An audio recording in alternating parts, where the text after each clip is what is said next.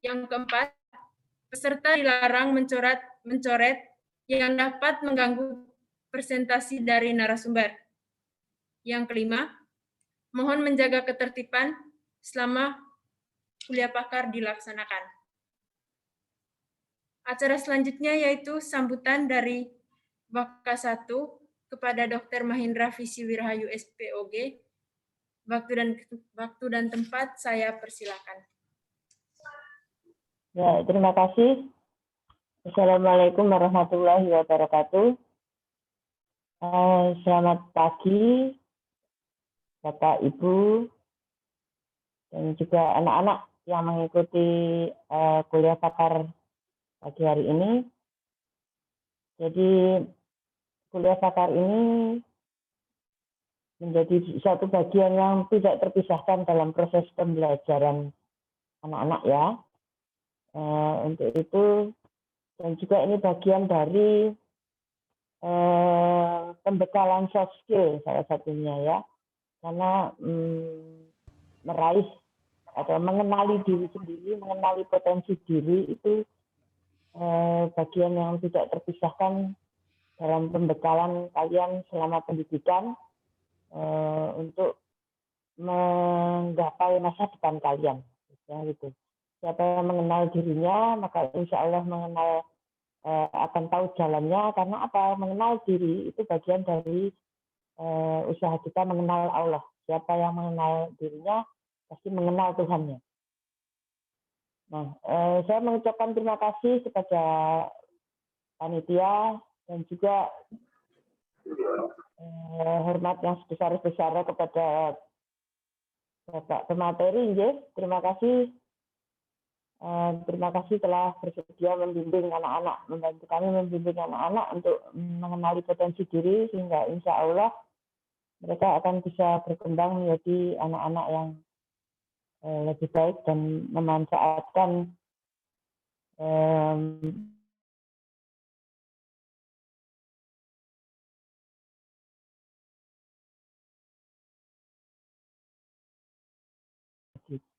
begitu saja yang bisa saya sampaikan. Sekali lagi saya ucapkan terima kasih. Assalamualaikum warahmatullahi wabarakatuh. Satu saya kembalikan. Terima kasih kepada Dr. Vivi karena telah menyampaikan 1-2 kata. Selanjutnya kita memasuki acara inti, yaitu penyampaian materi oleh pemateri yang akan dipandu oleh moderator. Kepada Mbak Hilda Sukma Rafika Dela, waktu dan tempat saya persilakan.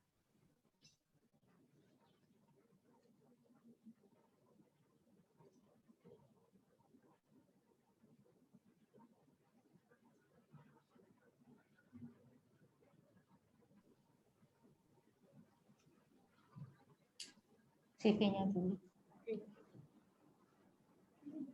CV-nya dulu.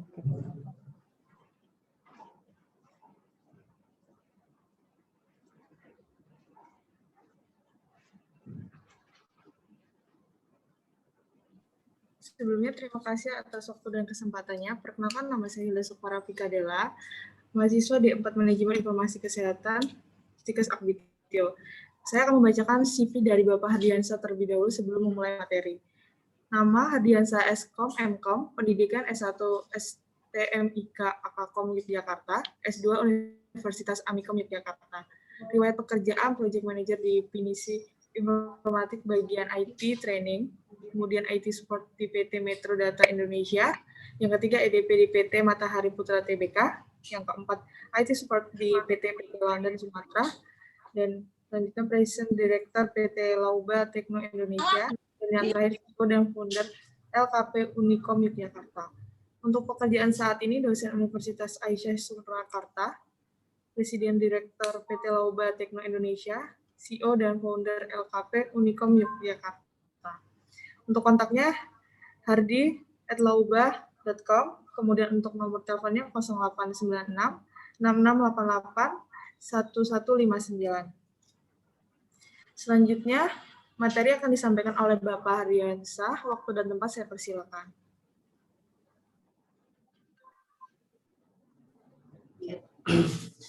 Bismillahirrahmanirrahim. Assalamualaikum warahmatullahi wabarakatuh. Selamat siang semuanya.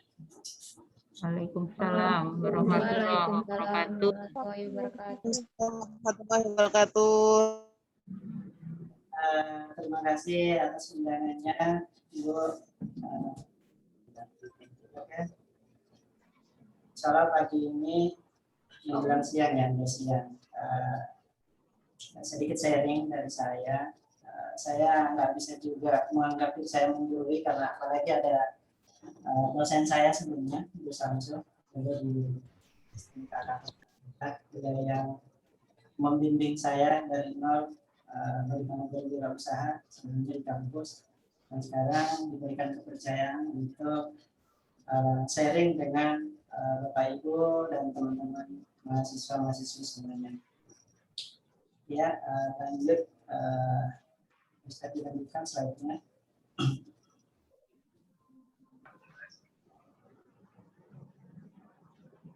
Ya. Diantar lagi satu lagi. Mungkin yang akan terbenak di pikiran mahasiswa-mahasiswi semuanya ketika lulus kuliah nanti ya, itu kemungkinan ada 3 pilihan. Apakah nanti memilih untuk mengabdi ke masyarakat dengan bekerja sesuai bidangnya, atau yang kedua memilih menjadi seorang wirausaha atau berbisnis. Bisa jadi nantinya bekerja sekaligus nantinya berbisnis. Di Yogyakarta saya lihat kan ada di 3 ya, tapi bisa jadi kemungkinan berikutnya itu ada di antara teman-teman semuanya. Jadi saya anggap teman aja karena kita hampir seumuran sebenarnya. Saya juga masih muda. Bisa jadi mungkin masih lanjut kuliah untuk menyelesaikan S1-nya, atau ada yang lanjut S2 sambil bekerja atau berbisnis. Jadi itu yang akan kemungkinan yang akan teman-teman pilih nantinya ketika udah lulus kuliah. Yang bisa jadi saat ini ada yang udah kuliah, kerja sambil berbisnis. Kalau pengalaman dulu waktu di kampus karena sering ngambil kuliah malam, itu kebanyakan teman-teman saya itu dia kuliah sambil bekerja. Mengapa? Karena kebanyakan mereka latar belakang itu sehingga mereka harus bekerja untuk bisa membiayai kuliahnya sendiri. Dan mungkin di antara ada ratusan orang yang peserta saya, 100. Jadi ada yang dosennya luar biasa ya, pengorbanannya bisa kuliah sambil kerja, atau bisa jadi kuliah sambil berbisnis, udah mulai bisnis dari sekarang.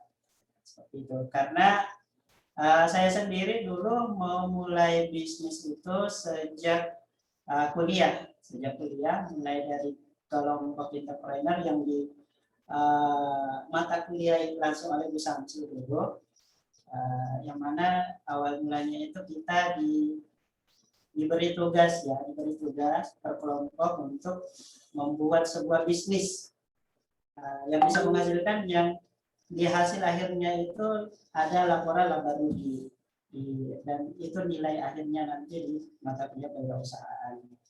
Yang alhamdulillah waktu itu kita ada 5 orang, tapi yang bertahan sampai sekarang sudah berdua, tapi yang satunya udah berdiri sendiri juga, seperti itu.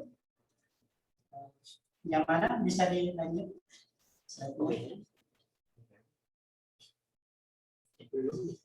Jadi diantar lagi satu lagi.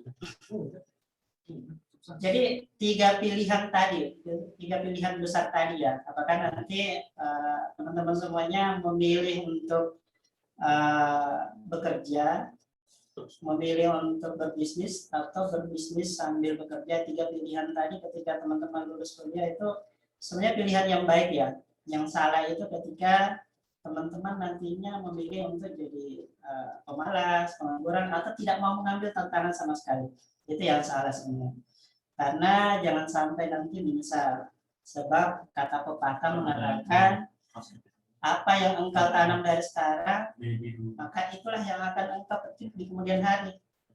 Saya bisa merasakan sekarang, teman-teman saya yang sejak SMA, SMP, yang tiap hari masih hura-hura, itu sekarang ya ada yang jadi petani, ada yang jadi kuli. Sekarang alhamdulillah kalau saya sendiri udah bisa ini hidup di ruangan ber-AC seperti itu. Jadi itu apa yang kita tanam saat ini, apa yang kita lakukan saat ini akan menjadi modal teman-teman semuanya ke depan. Itulah yang akan hasilnya nanti teman-teman semuanya seperti apa. Jadi mumpung masih muda, manfaatkan dari sekarang potensinya. Seperti itu. Sekali lagi jangan sampai menyesal. Ya, karena itu ya, apalagi sekarang kebanyakan kuliah online. Namanya kuliah online ya bisa jadi ada yang hanya menganggap kuliah ini cuma melaksanakan kewajiban dari orang tua, cuma tidak mau dianggap pengangguran di rumah. Itu jangan sampai. Itu juga harus memanfaatkan kuliah ini betul-betul untuk mencari pengalaman, mencari ilmu untuk masa depan teman-teman semuanya. Seperti itu. Bisa dilanjut? Iya, di antara ini. Oke, terima kasih. Jadi apa yang akan teman-teman sekarang tanam, ya kedepannya akan masuk di 7 kriteria ini. Saat yang lain lagi sibuk, mungkin hura-hura, sibuk bekerja, kita lagi sibuk apa? Nah, tergantung pilihan itu tadi, teman-teman semuanya dari sekarang udah harus memilih apakah nanti ingin bekerja, ingin sebagai pebisnis, atau dua-duanya seperti itu. Karena ketika kita memilih di antara 3 itu, tentunya keinginan kita itu satu sebagai manusia ya, sebagai manusia yang kita ketahui sendiri, kita itu diciptakan dan kita diciptakan diberikan tugas apa kita diciptakan dan akan kembali nanti ke tanah. Makanya ya harapannya itu ketika kita udah menikmati hasil kerja kita, hasil bisnis kita, ya harapannya ya kita bisa, yang lain sibuk bekerja, sibuk pura-pura, kita sibuk beribadah, banyak sedekah dan sebagainya. Yang lain sibuk pura-pura, kita udah bisa menikmati hasil kerja kita jalan-jalan ke luar negeri, main dengan anak istri di rumah, lebih banyak waktu ya. Jadi ketika kita memilih sebagai wirausaha mungkin akan seperti itu. Yang lain lagi sibuk hura-hura, kita udah lebih banyak membantu orang lain karena kita bisa membuka lapangan pekerjaan untuk saudara-saudara kita.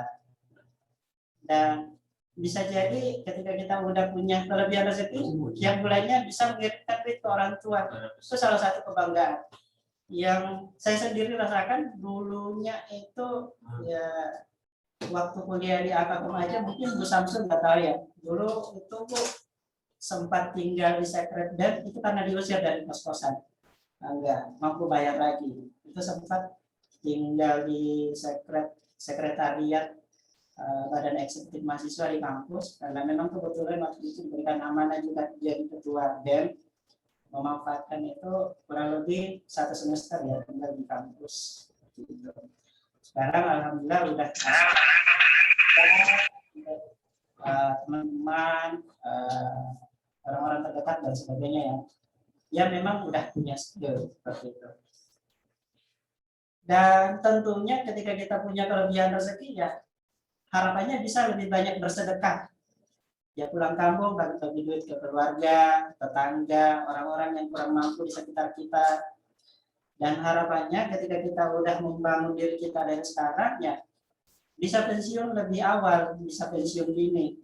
Saat kita udah umur 30 tahun, nah yang lain mungkin masih sibuk membangun semuanya karena di masa mudanya nggak dimanfaatkan dengan baik, ya kita udah bisa bersantai dari rumah seperti itu.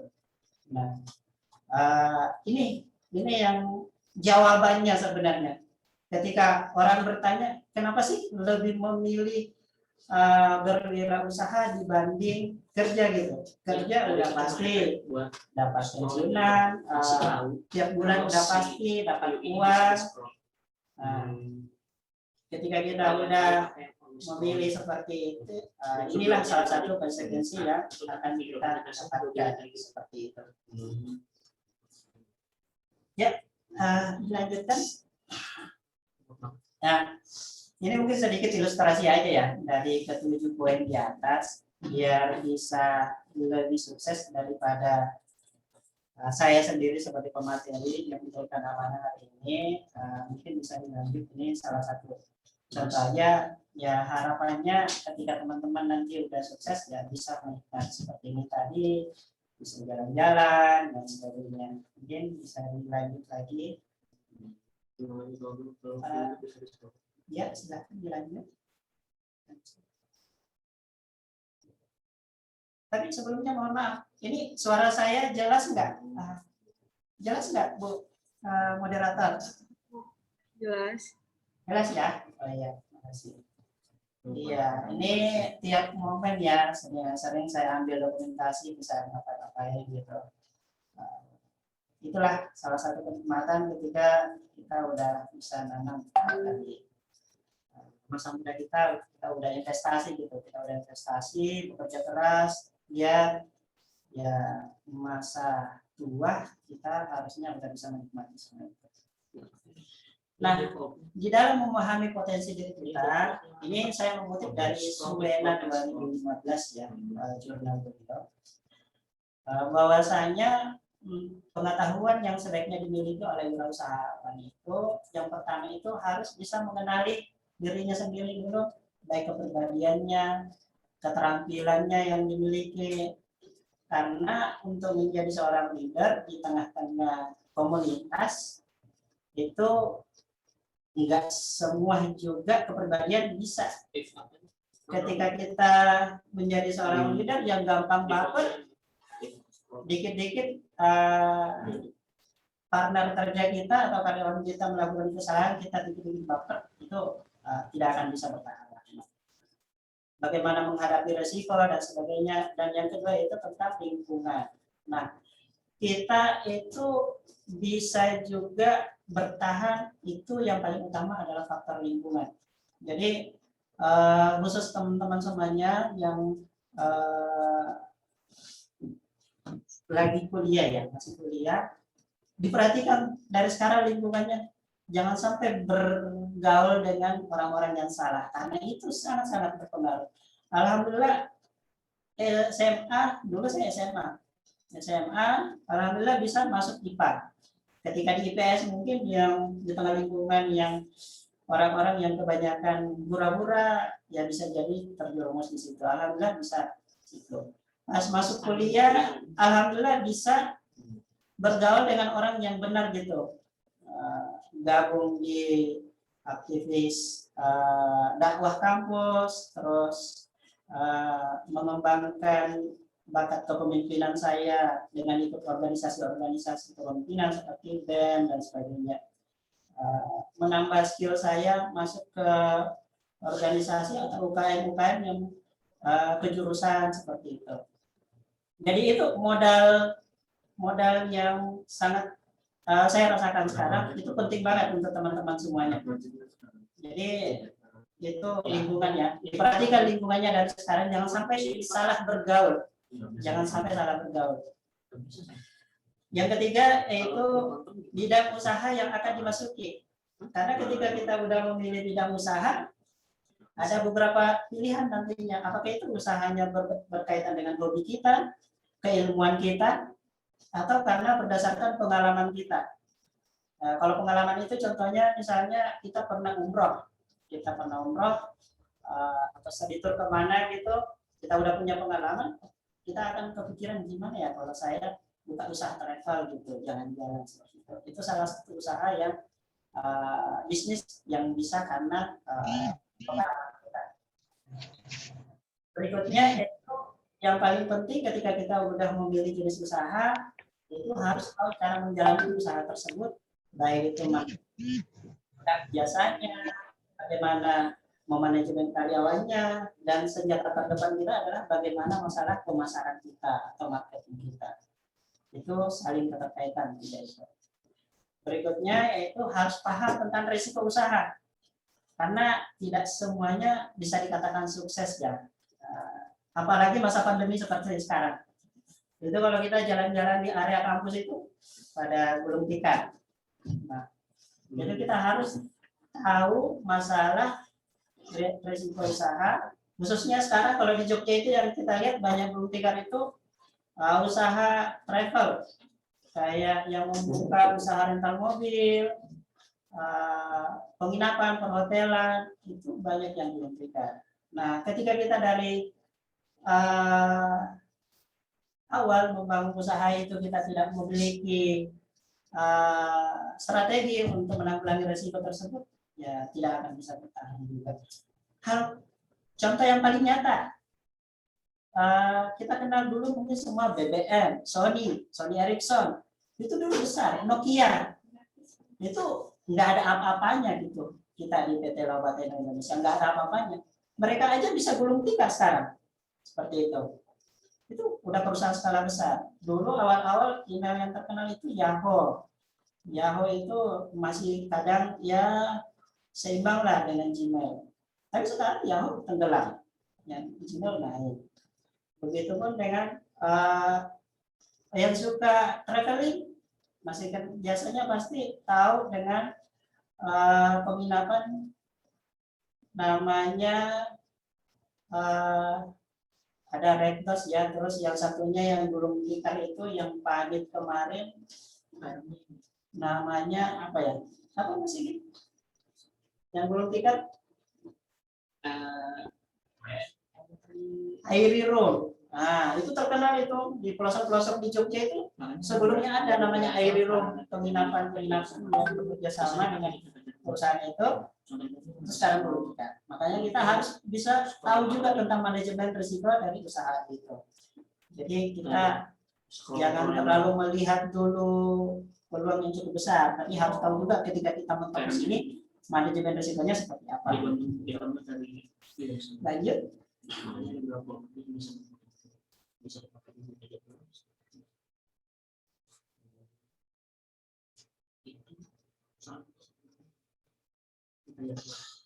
Iya. Keterampilan yang harus dimiliki oleh seorang wirausaha ya.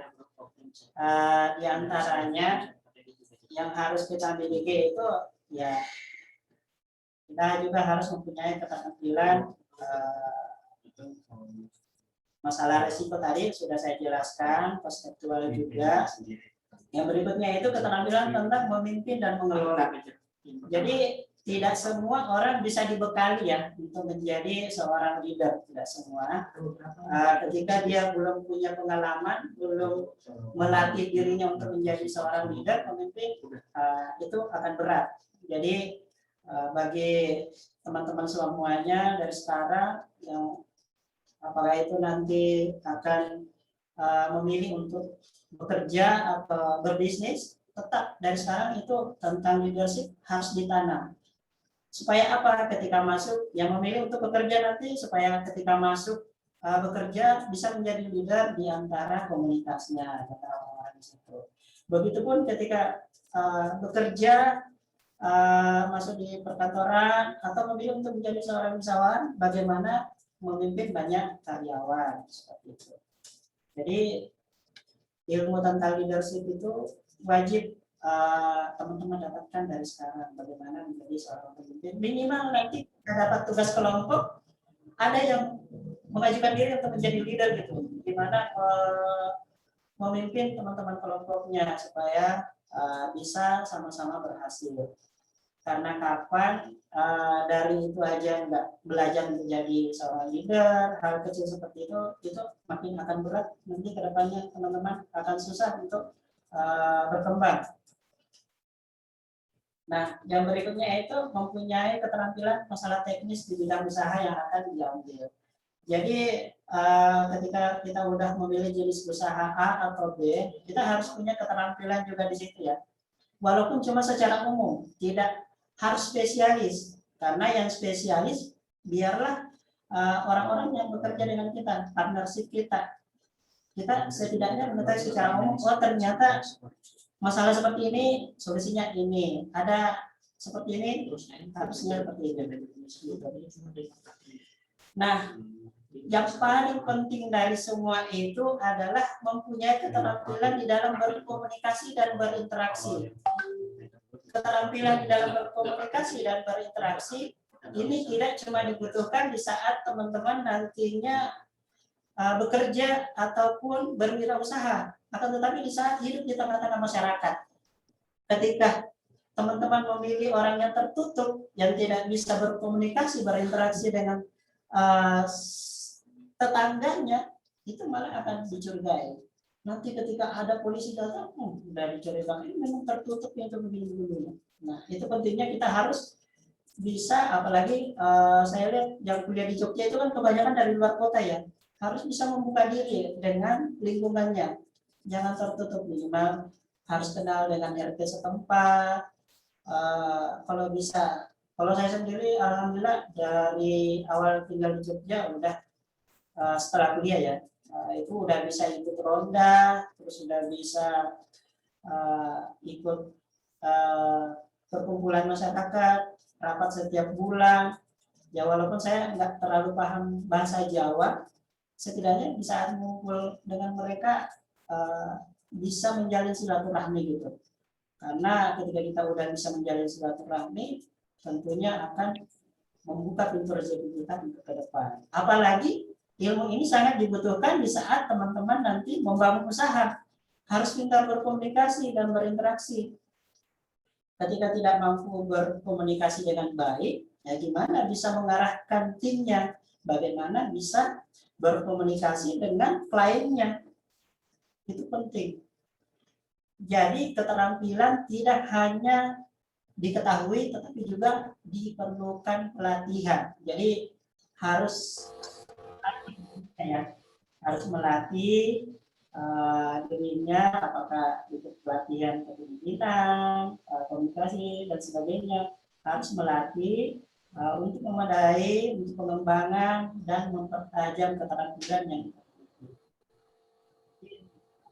saat kita melakukan wirausaha.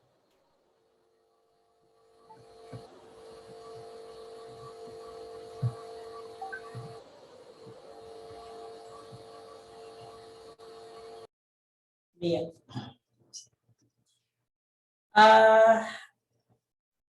Di dalam memilih jenis usaha itu biasanya kita berdasarkan 4 hal ini. Jadi ketika teman-teman yang sekarang ngambil jurusan mungkin kebidanan, farmasi dan sebagainya, maka ketika memilih jenis usaha itu harapannya bisa dekat dengan keilmuan yang dimiliki. Supaya apa? Supaya lebih mudah karena sudah punya ilmu di bidang itu. Atau bisa jadi memilih usaha karena lingkungan keluarga. Jadi sebagai generasi penerus ya, keluarga udah punya usaha misalnya mebel atau apa, kita sisa melanjutkan aja. Atau bisa jadi berwirausaha yang berdasarkan karena hobinya. Jadi kemarin sempat kenalan dengan salah satu pengusaha pengadaan ini, bibit tanaman jangka panjang seperti kelengkeng, durian, itu salah satu yang terbesar di Jogja, namanya Bibit Gede. Beliau udah mengirim ke seluruh Indonesia hasil tanaman-tanaman bibit-bibitnya itu. Setelah saya komunikasi dengan beliau, bincang-bincang, tanya, ini usahanya gimana Pak awalnya? Ini cuma hobi awalnya, hobi. Sekarang alhamdulillah udah mempekerjakan banyak orang. Jadi awalnya dari hobi, kemudian seperti itu. Sama yang membuka pemancingan, biasanya karena hobinya mancing. Seperti itu. Nah, untuk teman-teman yang ada di Akbik ini malah lebih besar ya. Kalau saya sarankan lebih besar peluangnya ketika membuka usaha yang berkaitan dengan keilmuannya. Kenapa? Sekarang dunia kesehatan sangat dibutuhkan, apalagi tentang farmasi yang berkaitan dengan kesehatan betul-betul dibutuhkan sekarang. Dengan adanya pandemi ini malah masyarakat semakin merasa butuh dengan kesehatan. Gitu. Berikutnya yaitu masalah pengalaman itu tadi. Jadi ketika memilih jenis usaha itu bisa jadi berdasarkan karena pengalaman itu tadi. Nah, bisa jadi karena pengen beli sesuatu dan ternyata sesuatu itu tidak ada di daerahnya gitu. Ya udah dia jualan alat itu atau barang itu yang tidak ada di daerahnya. Itu biasanya berdasarkan jenis usaha karena pengalamannya. Jadi bisa memilih teman-teman semua di sini apakah berwirausaha itu karena keilmuannya, lingkungan keluarga, hobi atau pengalaman. Kalau saya sendiri memilih jenis usaha karena memang latar belakang keilmuannya di situ.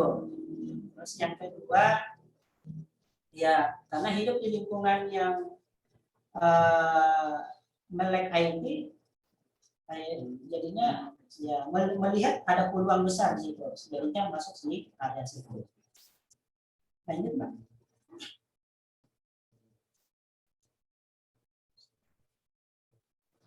Iya. Jadi strategi memulai bisnis dari nol itu sebenarnya sederhana bagi saya. Ini saya buatkan bagan sederhana yang mungkin ketika teman-teman membacanya bisa jadi tidak paham ya. Cuma saya yang paham karena ini murni bagannya hasil dari pemikiran dan pengalaman selama ini. Kemudian saya buat strategi bisnis ini dari nol. Jadi yang namanya riset, jadi kita mulai dari riset dulu. Yang namanya riset itu tidak dibutuhkan hanya di dunia akademisi, keilmuan, tidak. Akan tetapi usaha juga butuh riset. Apa itu riset masalah produk kita dulu, riset kompetitor kita, seperti apa misalnya saya memilih jualan hijab gitu, karena lagi bulan Ramadan, mau menjelang Idul Fitri. Nah kita harus punya kemampuan riset dulu, meriset pasarnya seperti apa, jualnya di mana, kelebihan produk kita dengan kompetitor atau saudara kita seperti apa, itu kita harus tahu. Itu pentingnya riset. Jadi memulai usaha dari yang paling utama adalah teman-teman melakukan riset terlebih dahulu. Yang kedua itu traffic. Jadi kalau di dunia digital marketing, traffic itu diistilahkan bagaimana mendatangkan atau melihat produk kita atau jasa kita sebanyak-banyaknya orang. Jadi minimal singgah dulu, minimal melihat, itu namanya traffic. Bagaimana memperbanyak kunjungan ke lapak kita. Jadi kalau bisnis kita offline, misalnya buka apotek, ya gimana caranya orang itu melihat toko kita, produk kita, seperti itu traffic. Nah, yang selanjutnya itu conversion. Jadi bagaimana dari orang yang sebelumnya datang banyak nanya ini berbuat jadi konversi gitu. Jadi beli, orang yang sudah datang jadi beli produk kita. Nah itu banyak ilmunya. Nah akan saya jelaskan di sesi PowerPoint berikutnya. Silakan dilanjut dulu karena ini masih bercabang penjelasannya. Gimana Ibu moderator, ini dilanjutkan pemaparan sampai selesai dulu atau nanti tanya jawab terakhir atau bisa tanya jawab sembari jalan? Bagaimana nanti teknisnya? Diselesaikan dulu kan, nanti baru tanya jawab di akhir. Oh siap, jadi iya baik-baik. Nah riset tadi, nah kita berbicara masalah riset ya. Jadi sebelum memulai bisnis, itu tadi kita harus riset dulu jenis produk, jenis usaha. Jadi tidak semuanya usaha itu berbentuk sebuah produk ya, tapi bisa berbentuk sebuah jasa gitu. Jadi kita harus menentukan dulu, meriset dulu jenis usaha yang saya mau buka itu apa sih? Apakah berupa jasa atau produk? Kalau udah menentukan produk, produknya apa, kompetitornya siapa, dan ketika kita udah terjun di dunia online atau offline, kata kunci yang sering orang gunakan untuk mencari produk kita itu apa? Nah itu yang paling penting. Yang kedua, tidak ada produk atau jasa yang sempurna. Semuanya itu memiliki kelebihan dan kekurangan. itu pasti.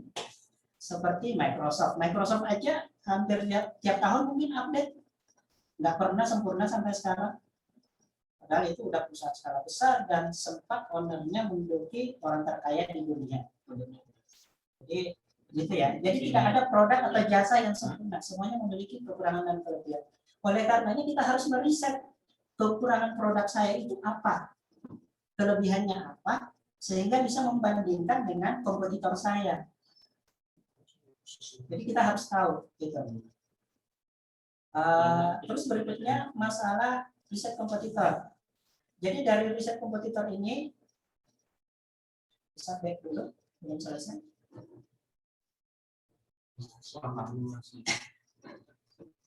Jadi masalah riset kompetitor ini itu bagaimana mengetahui kompetitor kita itu khususnya yang udah sukses. Jadi kalau kita riset itu nyari yang udah sukses. Jadi misalnya saya sebagai di bidang IT ya kadang meriset kalau Gamma Techno itu seperti apa kelebihan kekurangannya. Kalau Kebis dulu tempat pernah keterima kerja, Kebis seperti apa. Dulu tempat saya kerja sebelumnya PT Metro Data itu seperti apa. Makanya itu tadi ketika kita memilih tadi apakah menjadi memilih untuk bekerja di saat kuliah atau berwirausaha. Kalau saya pengalaman secara pribadi, saya sarankan ke teman-teman galilah ilmu dulu sebanyak-banyaknya dengan memilih bekerja di tempat orang yang sudah sukses, yang sudah jalan usahanya seperti itu. Mengapa? Karena dari situ nanti teman-teman akan mendapatkan banyak ilmu dan akan teman-teman terapkan nanti di saat membuka usaha seperti itu. Itu sama dengan kalimat ini Kementerian Pendidikan tingginya Gojek itu sama dulu beliau bekerja juga, bahkan beliau mengatakan bahwasanya di dalam membangun usahanya itu tidak langsung mengandalkan investor, akan tetapi itu hasil dari keringatnya di saat dia bekerja untuk membangun usahanya Gojek. Jadi seperti itu. Karena banyak itu teman-teman ketika saya temui, kenapa nggak berwirausaha, nggak ada modal, itu selalu keluhannya. Padahal banyak hal yang bisa dilakukan, apalagi zaman digital sekarang ya. Zaman digital itu bekerja sebagai dropship, itu udah bisa menjalankan bisnis tanpa modal yang tinggi gitu, cukup modal laptop seperti itu. Ya, dilanjut. Jadi ini tadi yang ini saya istilahkan dengan manajemen pemasaran ala anak milenial ya. Jadi kalau dulu itu kita buka usaha itu mengandalkan harus mencari tempat yang paling strategis. Pokoknya yang paling strategis gitu. Di pinggir jalan, balihonya paling besar. Itu dulu. Semenjak kita melek IT, semuanya serba komputer, serba smartphone, itu kita itu cukup mengandalkan dunia maya pun bisa. Apalagi kita bisa mengintegrasikan di jalan dua-duanya. Lokasi cukup strategis, pemasaran lewat dunia maya cukup strategis, maka peluang untuk sukses jauh lebih besar. Dulu usaha kami itu dimulai dari kos-kosan. Jadi dulu di kos-kosan waktu masih kuliah. Jadi fotonya masih ada sebenarnya, cuma mungkin nggak bisa saya tampilkan. Jadi awal mulanya itu kos-kosan saya, petak-petak itu yang saya diusir dari situ karena nggak bisa bayar. Itu saya tempelin papan nama di situ. Saya tempelin papan nama. Kita membuka jasa di bidang pelatihan dan software solo. Nah, suaranya kecil dulu.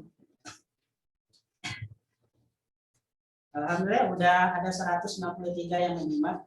Nah, jadi traffic ini ada 3 ya. Ada itu organik, ada yang berbayar atau afiliasi. Nah, kalau organic traffic itu yaitu bagaimana menjalankan mendapatkan calon customer dengan cara organik atau tidak berbayar. Kalau di dunia pemasaran ini ya atau digital marketing itu biasanya kita belajar search engine optimization, lewat pemasaran lewat Facebook, dan sebagainya.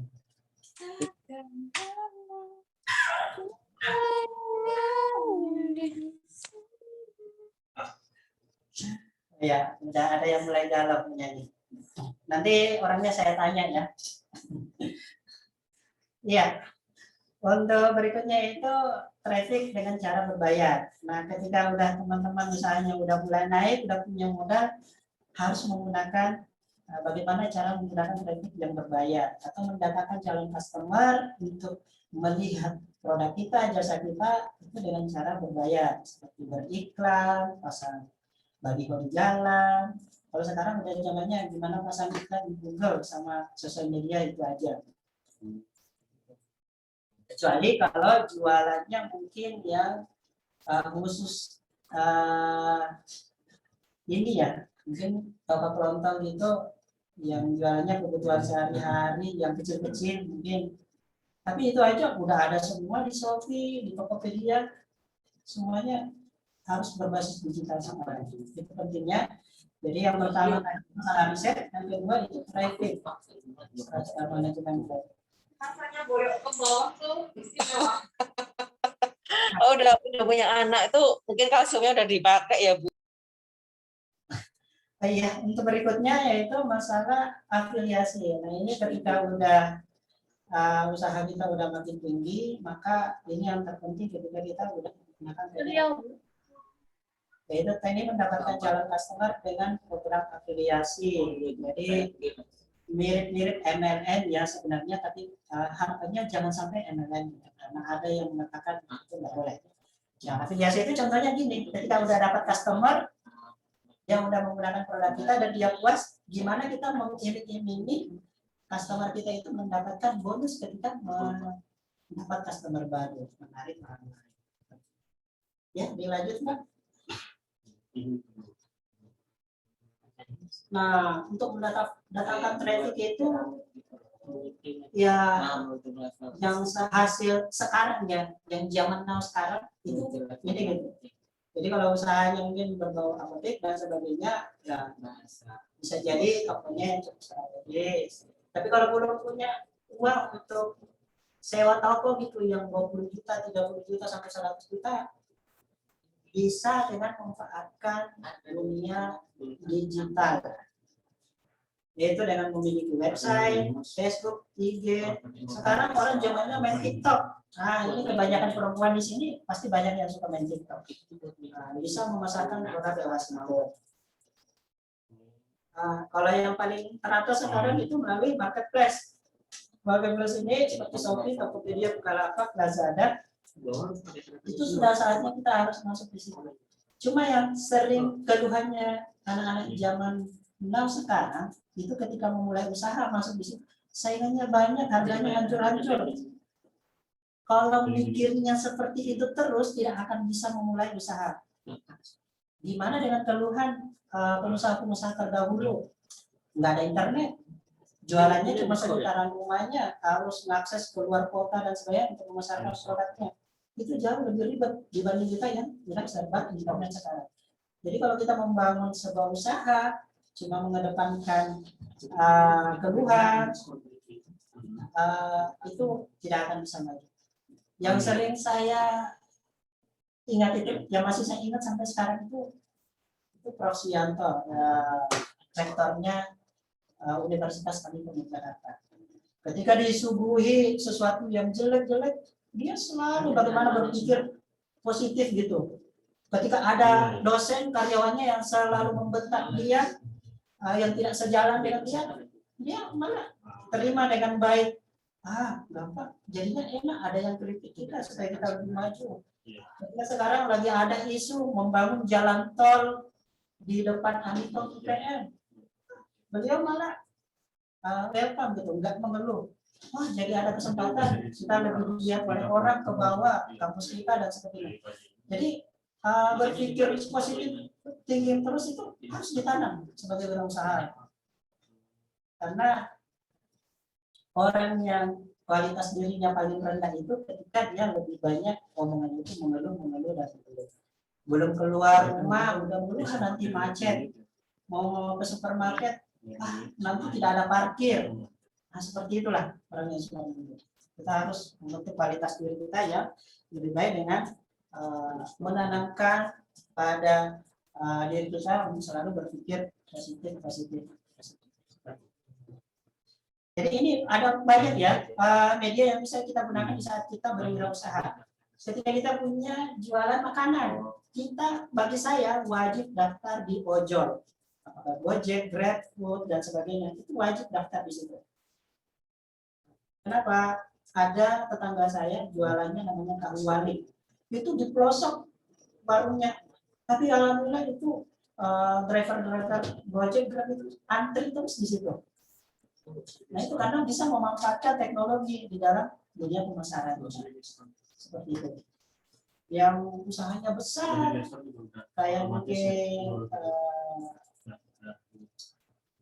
ayam goreng apa gitu, Suwarti dan sebagainya yang di Jogja yang tidak melek IT, jadinya mereka cuma mendapatkan pelanggan-pelanggan yang lama, yang jadul, nggak menambah pelanggan yang baru seperti itu karena media promosinya terbatas, cuma mengandalkan promosi yang masih tradisional seperti itu. Nah itu pentingnya. Jadi ketika posisi kantor atau toko strategis, promosi lewat digital marketing strategis, maka insya Allah akan lebih mudah untuk sukses.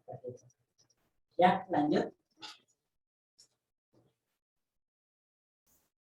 Nah ini tadi selanjutnya ya. Jadi ketika kita udah risetnya udah bagus, sebelum memulai usaha, trafficnya udah bagus, kita harus ke conversionnya, yaitu bagaimana teknik yang digunakan agar pelanggan yang sudah datang, yang sudah menghubungi kita itu memutuskan untuk beli. Kenapa? Karena menurut penelitian itu seseorang itu ketika ingin belanja sesuatu 80% itu dipengaruhi oleh emosi. 20% itu karena mikir. Itu kebanyakan orang ya. Kata penelitian seperti itu. Contoh kecil, ketika mbak-mbaknya datang ke pasar tradisional, baru nanya, Mbah, ini harganya berapa 1 kilo? Mbahnya udah langsung ngambil kantong plastik, langsung dibungkus, mau berapa kilo? Itu namanya teknik closing.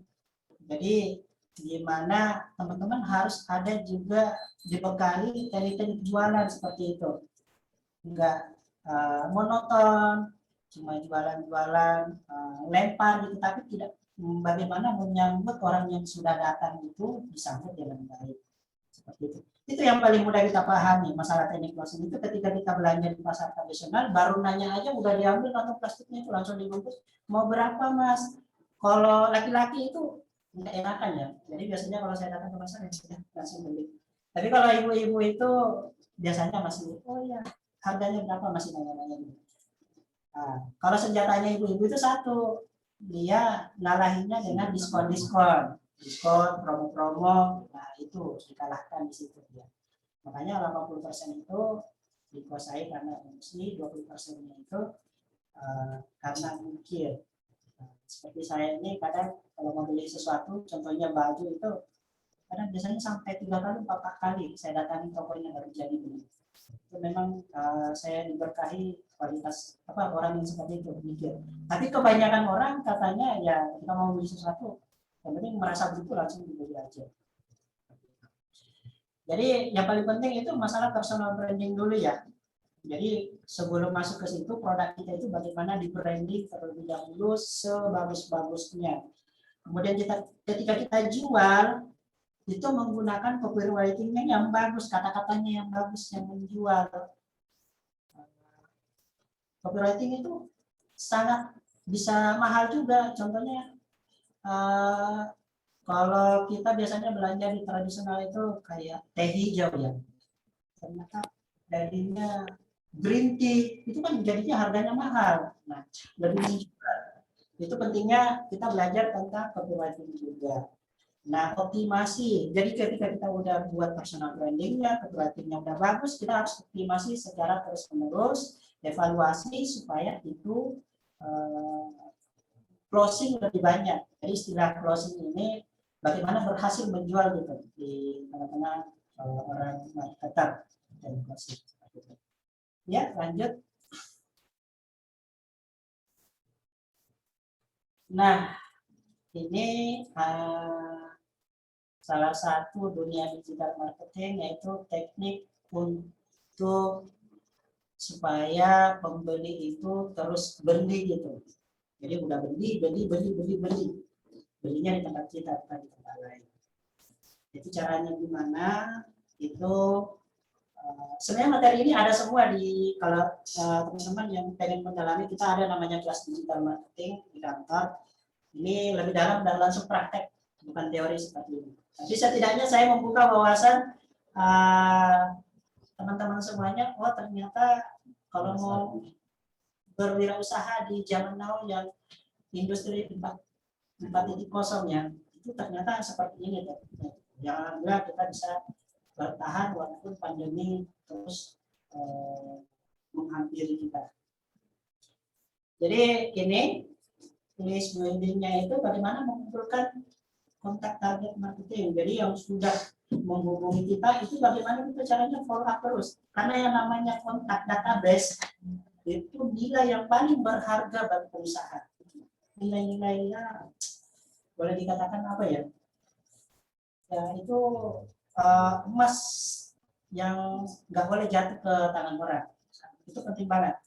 Karena bisa kita mau follow up, mau menawari agar dia beli terus, kita harus punya database kontak pelanggan kita. Makanya di saat teman-teman mau belanja apapun itu, sekarang di dunia digital wajib memasukkan nomor telepon. Karena itu fungsinya. Nah, tak lupa itu tadi masalah branding ya, itu teknik meningkatkan kepercayaan calon customer terhadap produk kita. Kalau CRM ini itu lebih nanti Ibu Samsi yang lebih paham masalah teori. Ini bagaimana mengembangkan hubungan yang dapat bertahan lebih lama dengan para pelanggan, itu teorinya panjang banget. Nah, implementasinya adalah bagaimana pelanggan kita yang udah beli itu kita menjalin komunikasi secara terus-menerus. Ketika ulang tahun mungkin kita kirimin selamat ulang tahun, kita kirimin. Contohnya itulah, ketika ada orang meninggal, itu kan kadang kita lihat selalu ada bunga dukanya BNI dan sebagainya. Itu sebenarnya selain mereka berduka, itu sebenarnya adalah cara membangun hubungan yang baik antara si customer dengan pemilik usaha. Ya, lanjut. Harapannya nanti lebih banyak tanya jawab ya sebenarnya. Nah, materi terakhir, pertanyaan yang sangat penting terhadap kita semuanya, bagaimana mempertahankan bisnis di era industri 4.0? Ini yang paling sekarang. Sekarang banyak yang kena imbas ya dari pandemi ini, banyak bertikar di mana-mana sebesar McDonald, KFC dan sebagainya, itu udah banyak bertikar juga di mana-mana. Ya bisa jadi karena ada di antara 5 poin ini. Jadi ini menurut saya secara pribadi ya. Yang pertama itu tetap istiqomah dengan jalan rezeki yang halal. Katakan tidak pada suap, korupsi, kolusi dan nepotisme. Karena ya memang ketika kita ingin langsung pengen besar gitu, ya memang harus dekat dengan jalan gelap itu. Apalagi salah satu untuk menguasai sebuah negara, untuk bisa cepat naik karirnya, bisnisnya, itu ketika kita sudah menjadi seorang pengusaha plus menjadi menjadi seorang pejabat di negara ini. Ya contoh kecil, Pak JK Yusuf Kalla dari Sulawesi Selatan. Itu paling besar itu ketika kita udah mau skala besar. Kenapa? Karena bisa punya bisnis misalnya di bidang infrastruktur dan sebagainya. Ketika ada proyek-proyek itu otomatis ke perusahaannya mereka. Makanya kalau di sini saya tekankan tetap istiqomah dengan jalan rezeki yang halal. Kita tahu sendiri hampir tiap hari dipertontonkan dengan koruptor-koruptor yang ditangkap gitu. Itu karena mereka udah merasa kebutuhannya itu tidak pernah tercukupi, sehingga selalu mengambil jalan seperti itu. Nah, ini akan teman-teman akan hadapi ketika usahanya udah makin besar, udah bersentuhan dengan instansi pemerintahan. Itu dekat banget dengan suap, korupsi, kolusi, nepotisme itu sangat-sangat dekat. Nah, ini harus diperhatikan baik-baik, jangan sampai biarlah sedikit yang penting halal. Pengalaman biasanya saya itu diundang di Dinas Perindustrian dan Perdagangan salah satu pemprov. Itu ketika biasanya tiap udah ada jadwalnya tiap 6 bulan misi di sana, pengembangan dan sebagainya. Waktu misi yang kedua kalinya itu bagian bendaharanya minta fee gitu. Saya nggak yakin jadwal saya langsung dipotong. Itu hal-hal begitu nggak apa-apa lah, masih banyak yang kita. Begitupun dengan proyek-proyek di sekolah dan sebagainya. Kadang kita dapati hal-hal seperti itu. Dan memang ya sangat lumrah di Indonesia kita dapati orang-orang yang memanfaatkan jalan-jalan yang salah seperti itu. Nah harapannya kita tetap bisa bertahan yaitu istiqomah dengan jalan yang halal walaupun sedikit seperti itu. Terus yang kedua, mental yang kuat untuk menghadapi tantangan karena zaman terus berubah ya. Seperti kembali ke itu tadi, kita lihat Nokia aja yang pernah berjaya di masanya itu tumbang. Begitu pun dengan perusahaan-perusahaan lain yang sekarang udah tumbang sama-sama. Hanya kita butuh mental yang kuat menghadapi semuanya. Dan itu kita rasakan sekali semuanya itu selain usaha yang bergerak di bidang kesehatan mungkin ya, bergerak di bidang kesehatan mungkin alhamdulillah masih bisa naik sampai sekarang. Tapi jasa-jasa yang lain itu awal-awal pandemi kita rasakan semuanya. Sempat ya. Teman-teman tidak banyak yang tempat. PHK di mana-mana. Kalau kita bisa ketahan, makanya kita harus tetap punya mental yang kuat untuk menghadapi tantangan tersebut. Yang kedua, tidak cukup dengan itu, harus disertai dengan inovasi produk yang mengikuti perkembangan zaman. Ketika produk kita udah tidak diinovasi terus, tidak mengikuti perkembangan zaman, pasti akan ketinggalan, pasti akan ditinggal. Contoh kecil, yaitu BBM, bukan BBM bahan bakar ya, yaitu yang cek dulu lah itu sosial media BBM. Ketika dia bersikukuh bertahan dengan produknya yang seperti itu, susah dikembangkan oleh orang lain, tidak seperti Android sekarang yang siapapun ketika memiliki perangkat keras yang mumpuni dia bisa mengembangkan aplikasi itu, makanya bisa berkembang sampai sekarang dan bertahan sampai sekarang. Seperti itu. Jadi tetap itu yang namanya inovasi produk yang mengikuti perkembangan zaman. Yang kedua, bukan cuma produk yang harus selalu update. Jadi kalau alat kesehatan mungkin bukan produknya update ya, tapi mungkin strategi pemasarannya harus update. Jadi strategi pemasaran juga harus terus update. Jadi kalau dulu mungkin mengandalkan cuma baliho di pinggir jalan dan sebenarnya sekarang sudah harus serba digital, harus mengikuti tren yang ada. Itu wajib. Kalau tidak belum kita lagi. Sama buka warung makan dan sebenarnya harus mengikuti juga pemasaran seperti itu tadi Gojek, GoFood, contohnya deh hotel itu kalau nggak ngikutin perkembangan zaman, gabung di Traveloka, Tiket.com itu pasti belum kita, karena hampir semua orang itu miliknya mau booking lewat situ gitu. Sama dengan taksi.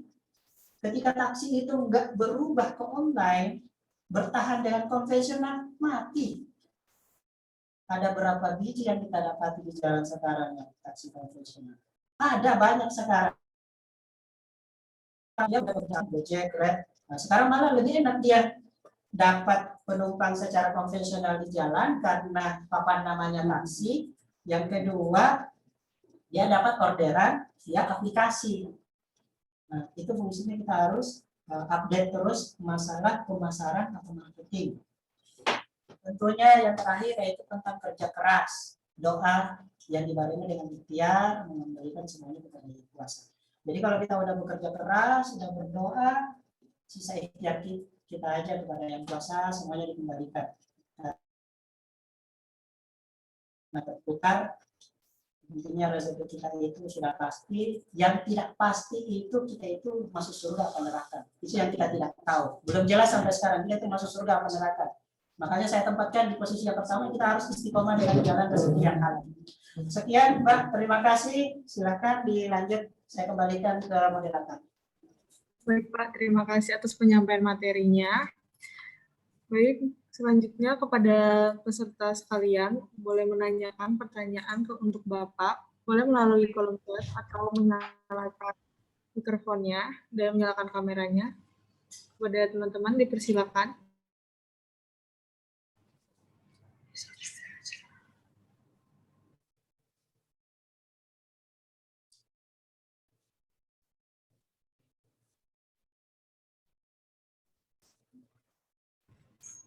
Mengingatkan kembali untuk teman-teman, untuk mengisi sertifikatnya ada di kolom chat. Silakan diisi.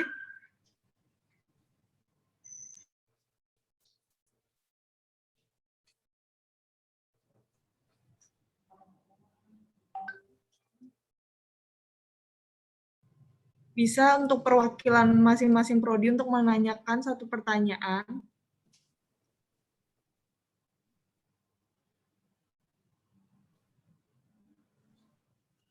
Atau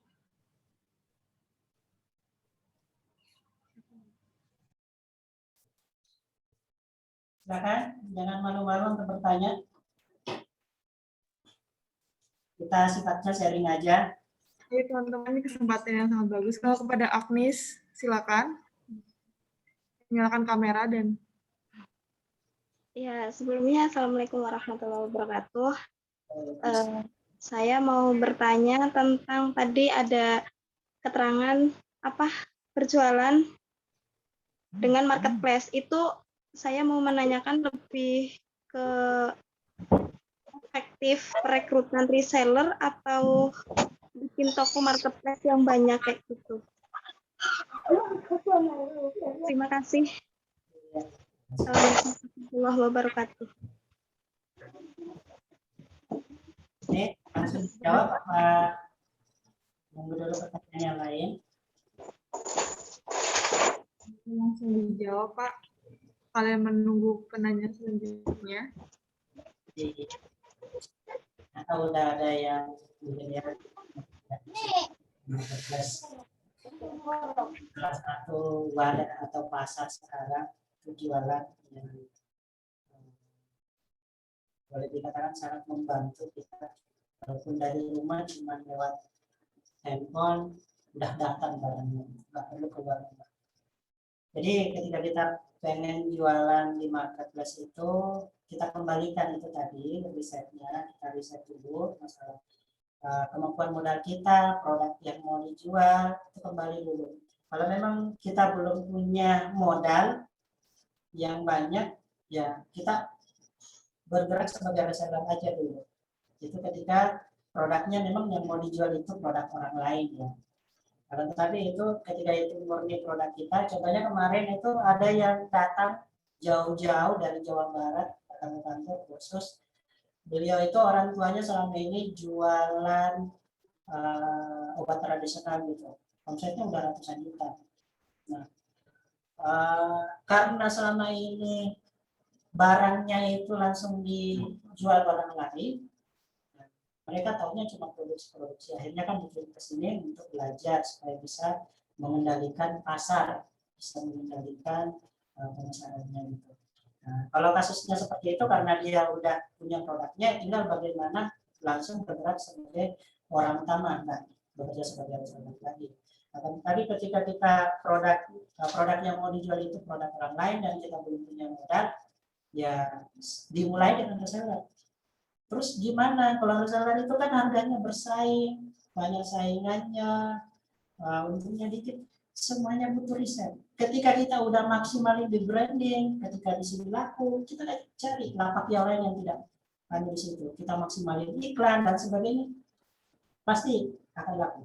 Pengalaman kita di kantor, kita jualan buku, malah di di online sendiri penjualan terbanyak terbesar itu tiap bulannya bukan dari kita, tapi reseller kita, karena dia inovasi terus, mulai fotonya dipercantik, deskripsinya menarik, cara ngiklaninnya lebih pintar, padahal dia cuma bekerja sebagai reseller.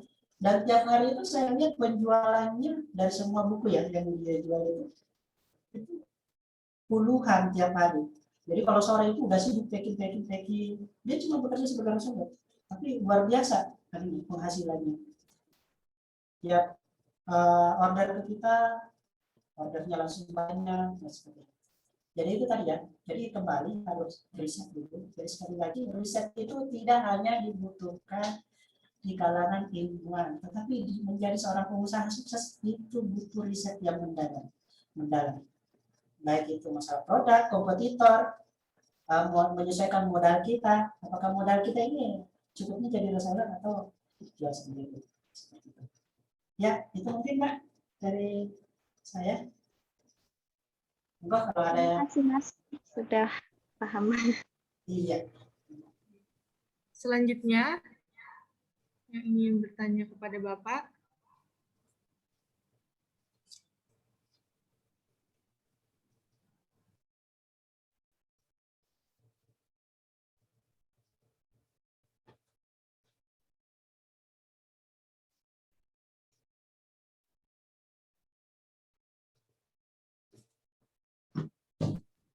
silakan teman-teman, ini kesempatan yang sangat bagus untuk menambah wawasan kita juga. Silahkan dimanfaatkan waktunya. Jika mau sharing lebih lanjut, mau belajar lebih lanjut, bisa juga langsung datang ke kantor kami di belakang UII Ekonomi, depan PR. Baik Pak, ini ada pertanyaan dari teman kita Itania Maharani di kolom chat. Tuh, Pak, saya izin bertanya, bagaimana cara mengidentifikasi resiko usaha bagi pemula? Terima kasih, Pak. Jadi untuk mengidentifikasinya kembali lagi ke riset ya bagi pengusaha pemula. Mulai dari produknya ini bisa bertahan jangka panjang atau tidak, di pasaran dibutuhkan atau tidak untuk jangka panjangnya seperti apa. Yang kedua tentang kompetitor kita, mereka menggunakan strategi-strategi apa berjualan sehingga bisa bertahan gitu. Kalau kita udah tahu seperti itu, berarti kita tinggal ngikutin aja, meniru strateginya mereka untuk bisa mengantisipasi hal yang tidak diinginkan seperti tadi resiko-resikonya. Jadi biasanya sih untuk mengetahui resiko-resiko itu kebanyakan itu kita dapat di saat kita udah menjalaninya. Jangan sampai, jadi banyak ini calon-calon pengusaha kadang kayak gitu, belum memulai udah takut duluan. Harusnya memulai dulu, berani bermimpi jalankan, action langsung. Dari situ akan ketemu, oh masalah seperti ini, hadapinya seperti ini. Masalahnya seperti ini, menghadapinya seperti ini. Dulu saya ingat sekali ketika awal-awal, sebelumnya kan dari Jogja ya, terus keterima kerja di Jakarta di PT Ebis Indonesia, kerja sama dengan Microsoft. Setelah itu pulang, jadi saya menikah itu umur 20-an tahun. Sekarang anak udah mau 5, tapi istri masih 1. Itu awal-awal. Setelah itu kembali ke Makassar. Kebetulan saya aslinya Makassar. Ada yang dari Makassar di sini? Sulawesi Selatan? Enggak ada ya.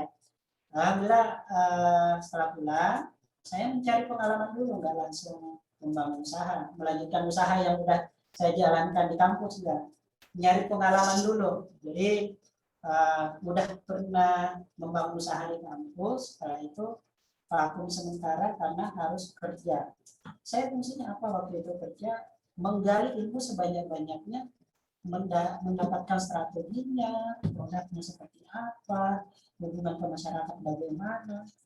Saya waktu itu kerja di PT Metrodata, kemudian ditempatkan di PT Coca-Cola Bottling Indonesia. Waktu itu saya mikirnya cuma satu, Coca-Cola itu kan jualan minuman ya, Fanta, Palpin, Coca-Cola dari Coca-Cola sendiri, Extra Joss. Saya mikir waktu itu, ini Coca-Cola jualannya cuma air gitu. Terus kebanyakan yang saya lihat cuma nitip kulkas di warung-warung masyarakat. Tapi tiap buka keuangannya, aplikasi keuangannya itu transaksinya per hari ratusan juta. Jadi, seperti itu aja bisa sukses dari situ. Oh, ternyata saya harus tahu strategi pemasarannya gimana dan sebagainya. Jadi itu pentingnya jalani dulu. Tapi kalau memang belum pernah merasakan kerja, saya sarankan misalnya mau ngambil usaha di bidang apa, minimal cari pengalaman dulu di situ, setelah itu baru kembangkan sendiri di situ. Indonesia ini terlalu luas untuk dikelola sendiri. Butuh banyak orang yang bisa diajak kerjasama untuk menggarap Indonesia sebesar ini. Masyarakat kita 200 juta lebih. Masyarakat terbesar ketiga atau keempat ya sedunia. Terlalu besar pasar kita di Indonesia. Jadi kalau kebanyakan masih melek PNS, aduh, sayang banget. Kita saatnya udah harus berkembang, mandiri seperti itu. Tapi untuk memahamkan orang tua itu memang sulit di awal. Saya alami sendiri awal-awal lulus itu ya orang tua maunya PNS gitu. Jadi kamu bangun usaha, minta modal nggak dikasih, ketika udah sukses bisa kirim uang terus, alhamdulillah udah makin percaya, udah bisa bercerita bangga di tengah-tengah teman-teman bergaulnya, walaupun orang tua saya sendiri adalah seorang petani. Ya, silahkan kalau ada yang mau ditanggapi dari pemaparan tadi. Silakan teman-teman.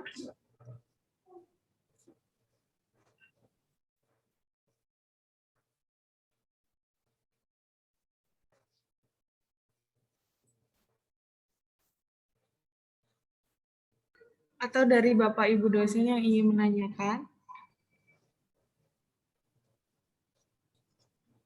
Sembari nunggu pertanyaan mungkin sebelum moderator bisa ditampilkan yang slide yang tadi, yang slide keberapa ya?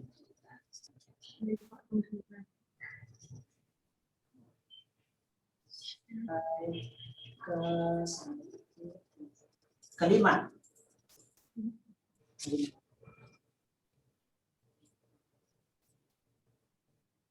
Ya, jadi itu.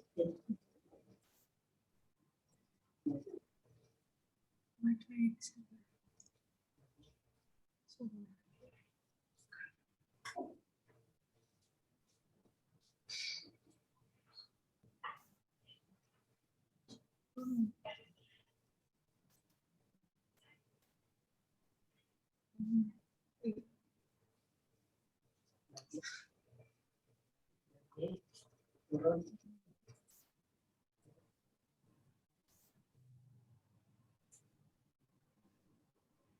Bisa.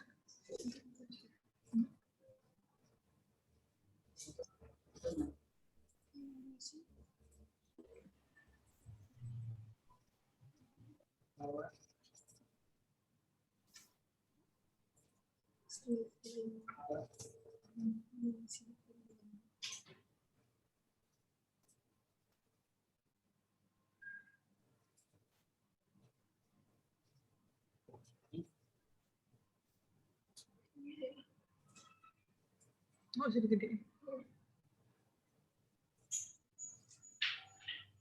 Ya, ditanya, nggak usah digedein.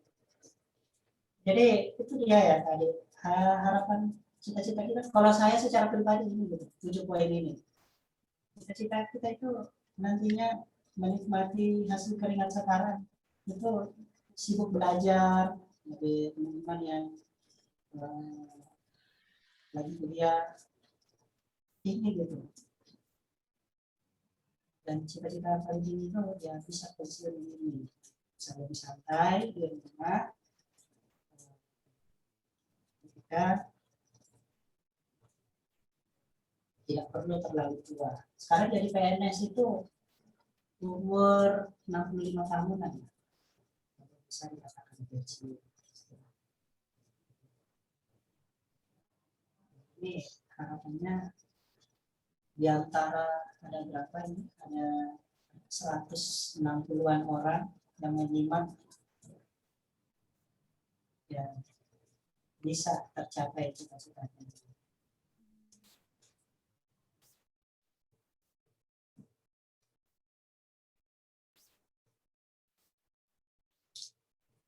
Baik, silakan yang ingin bertanya.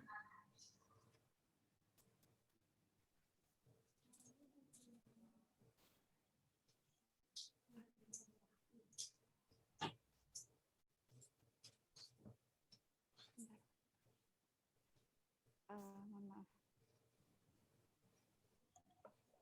Selamat siang, Pak Ardianca, Pak Anca ya. Saya ikut-ikutan Bu Windarti menyebut Pak Anca. Iya.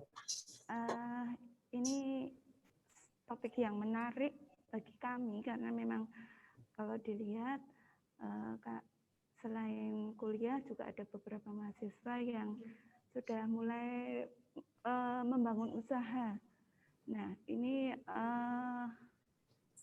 tapi untuk kan ini Pak Anca itu pelaku langsung. Jadi tadi pemahamannya jadi wirausaha itu lebih asik yang saya tangkap ya.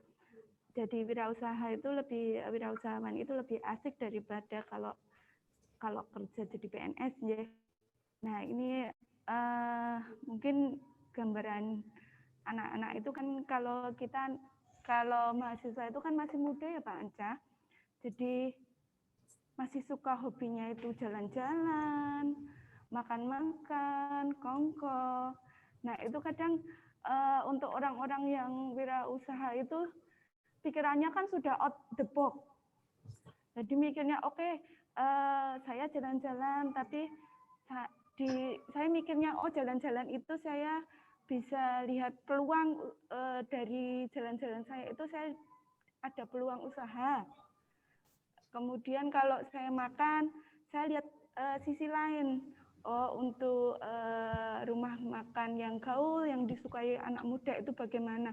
Nah, itu cara mandang out the box-nya itu loh yang harus dipupuk ya Pak Anca.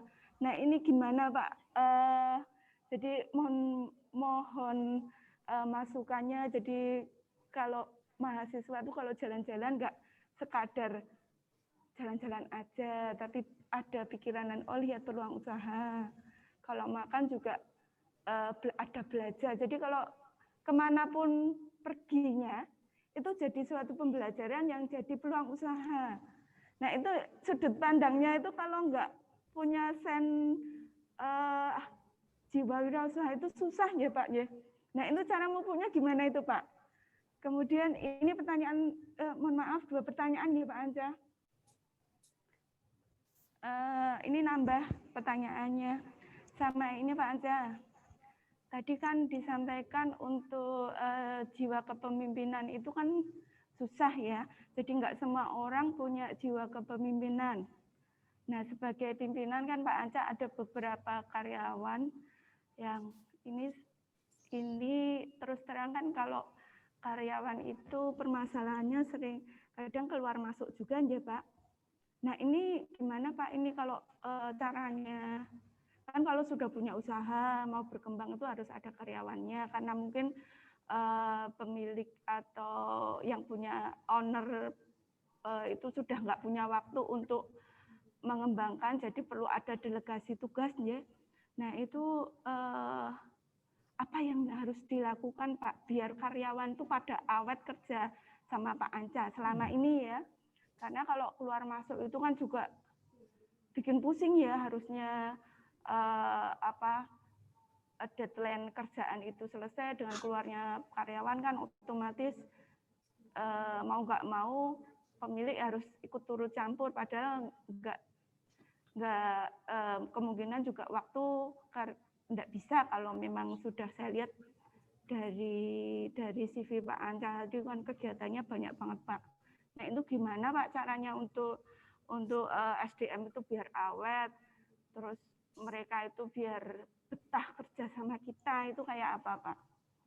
Terus satu lagi Pak, mohon maaf, nambah pertanyaan lagi Pak ya, jadi 3 ini. Ini kalau yang untuk, jadi kan kami di kesehatan ya, mahasiswanya kan ada dari bidan, ada farmasi dan MIK, manajemen informasi kesehatan. Nah itu memang nggak semuanya pinter teknologi Pak Anca. Jadi tadi kan disebutkan suatu hal yang menarik ya, di website itu kan untuk narik customer di dalam pemasarannya tadi kan disebutkan pakai 5 keyword. Nah itu keyword yang bisa bikin website yang untuk pemasaran produk kita itu bisa dibuka ya, dibuka banyak orang yang membuka karena keywordnya itu sering dipakai orang, atau ya Pak maksudnya tadi. Terus tadi Pak yang masalah SEO tadi Pak, Mbok kita yang masih awam teknologi sampai level itu, pengetahuan tentang itu tuh dikasih sedikit bocoran biar kita tuh kalau belajar tentang itu bagaimana Pak? Untuk yang nggak belajar di Ilkom atau di Akakom gitu tuh Pak. Sudah Pak dari saya itu dulu, mungkin nanti biar ada teman-teman lain yang rekan-rekan lain yang bertanya. Terima kasih Pak Anca. Iya, yang pertama mungkin saya sharing. Saya sebenarnya saya sebenarnya. Jadi kalau yang pertama memang ketika kita melihat anak muda zaman itu, yaitu fashion, jalan, makan, itu pentingnya. Jadi memang di awal kita harus memang menanamkan pemikiran, pemahaman kita bahwasanya tidak selamanya kalian itu akan santai-santai saja. Akan ada masanya teman-teman akan terjun ke masyarakat, akan ada waktu. Untuk terjun ke masyarakat tentunya butuh modal dari sekarang. Dan masyarakat itu tadi, apakah memang kita mau bekerja atau berbisnis, salah satu 2 pilihan itu yang terbesar kemungkinan di saat kita sudah terjun ke masyarakat. Oleh karenanya di saat kita mumpung masih muda seperti sekarang ya, udah harusnya memikirkan gitu, udah jauh pikiran kita. Jadi kalau saya dulu pengalaman waktu masih kuliah, karena sering dapat motivasi baca buku motivasi seperti itu. Jadinya itu kalau punya cita-cita nempel gitu, ditempel di pintu kos-kosan, di depan tempat tidur, di cermin. Kalau saya masih ingat ada di blog saya ketika teman-teman yang biasa searching cari aja Anca atau Burung, itu ada semua cita-cita saya di situ. Yang diketawain waktu itu karena saya menulis tahun 2000 sekian itu saya lulus sarjana nikah, kerja, punya anak. Itu diketawain teman-teman semuanya. Kenapa? Karena waktu itu saya mulai masuk kuliah 2009, menulis cita-cita itu targetnya 2012. Kalau kita hitung kan cuma 2 tahun lebih, 3 tahun. Sedangkan orang sarjana itu kan minimal 4 tahunan ya, atau 3 tahun setengah lebih lah. Alhamdulillah waktu itu bisa dilihat di ijazah saya, itu saya lulus S1 2 tahun 10 bulan. 2 tahun 10 bulan. Itu bisa lulus dalam jangka waktu 6 semester. Jadi 6 semester itu kan nggak cukup 6 tahun. Nggak cukup 3 tahun. Seperti itu. Karena memang dari awal saya sudah sering memotivasi diri saya. Tulis, pokoknya 2009 harus lulus. Makanya waktu itu kebetulan bimbingan ada namanya tugas proyek perangkat lunak apa gitu yang skala besar sebelum skripsi. Itu kebetulan pembimbingku di Samsung. Saya datangin terus, pokoknya tiap hari saya datangin dengan cepat selesai gitu minta bimbingan. Akhirnya selesai. Itu pun sembari saya PKL di UGM jurusan kedokteran. Jadi di lab IT-nya UGM jurusan kedokteran, sembari ngerjain itu, setelah itu langsung tancap gas ngambil skripsi. Jadi makanya bisa selesai 2 tahun lebih. Alhamdulillah. Nah itu, memang kita butuh memupuk dari sekarang, menanamkan pemikiran atau pemahaman ke yang masih muda-muda ini, anak muda zaman ini, tentang kisah-kisah di kemudian hari itu cita-citanya jadi apa gitu. Nah, misalnya kalau saya mengkonsepkan ada 3 step. Yang pertama itu target jangka pendek. Jadi kalau waktu itu saya lagi skripsi, saya targetkan pokoknya harus selesai 3 bulan, sudah ini. Itu target jangka pendek. Misalnya yang berhubungan dengan pendidikan saya, dakwah saya, keuangan saya, punya rancangan semua itu. Setelah itu ada namanya target jangka menengah. Jangka menengah itu biasanya saya targetkan, misalnya kalau udah selesai tugas ini, selesai apa? Jangka menengah saya kan dalam 6 bulan. Pokoknya dalam jangka 6 bulan itu saya harus bisa mencapai target apa gitu, terus langkah-langkahnya apa.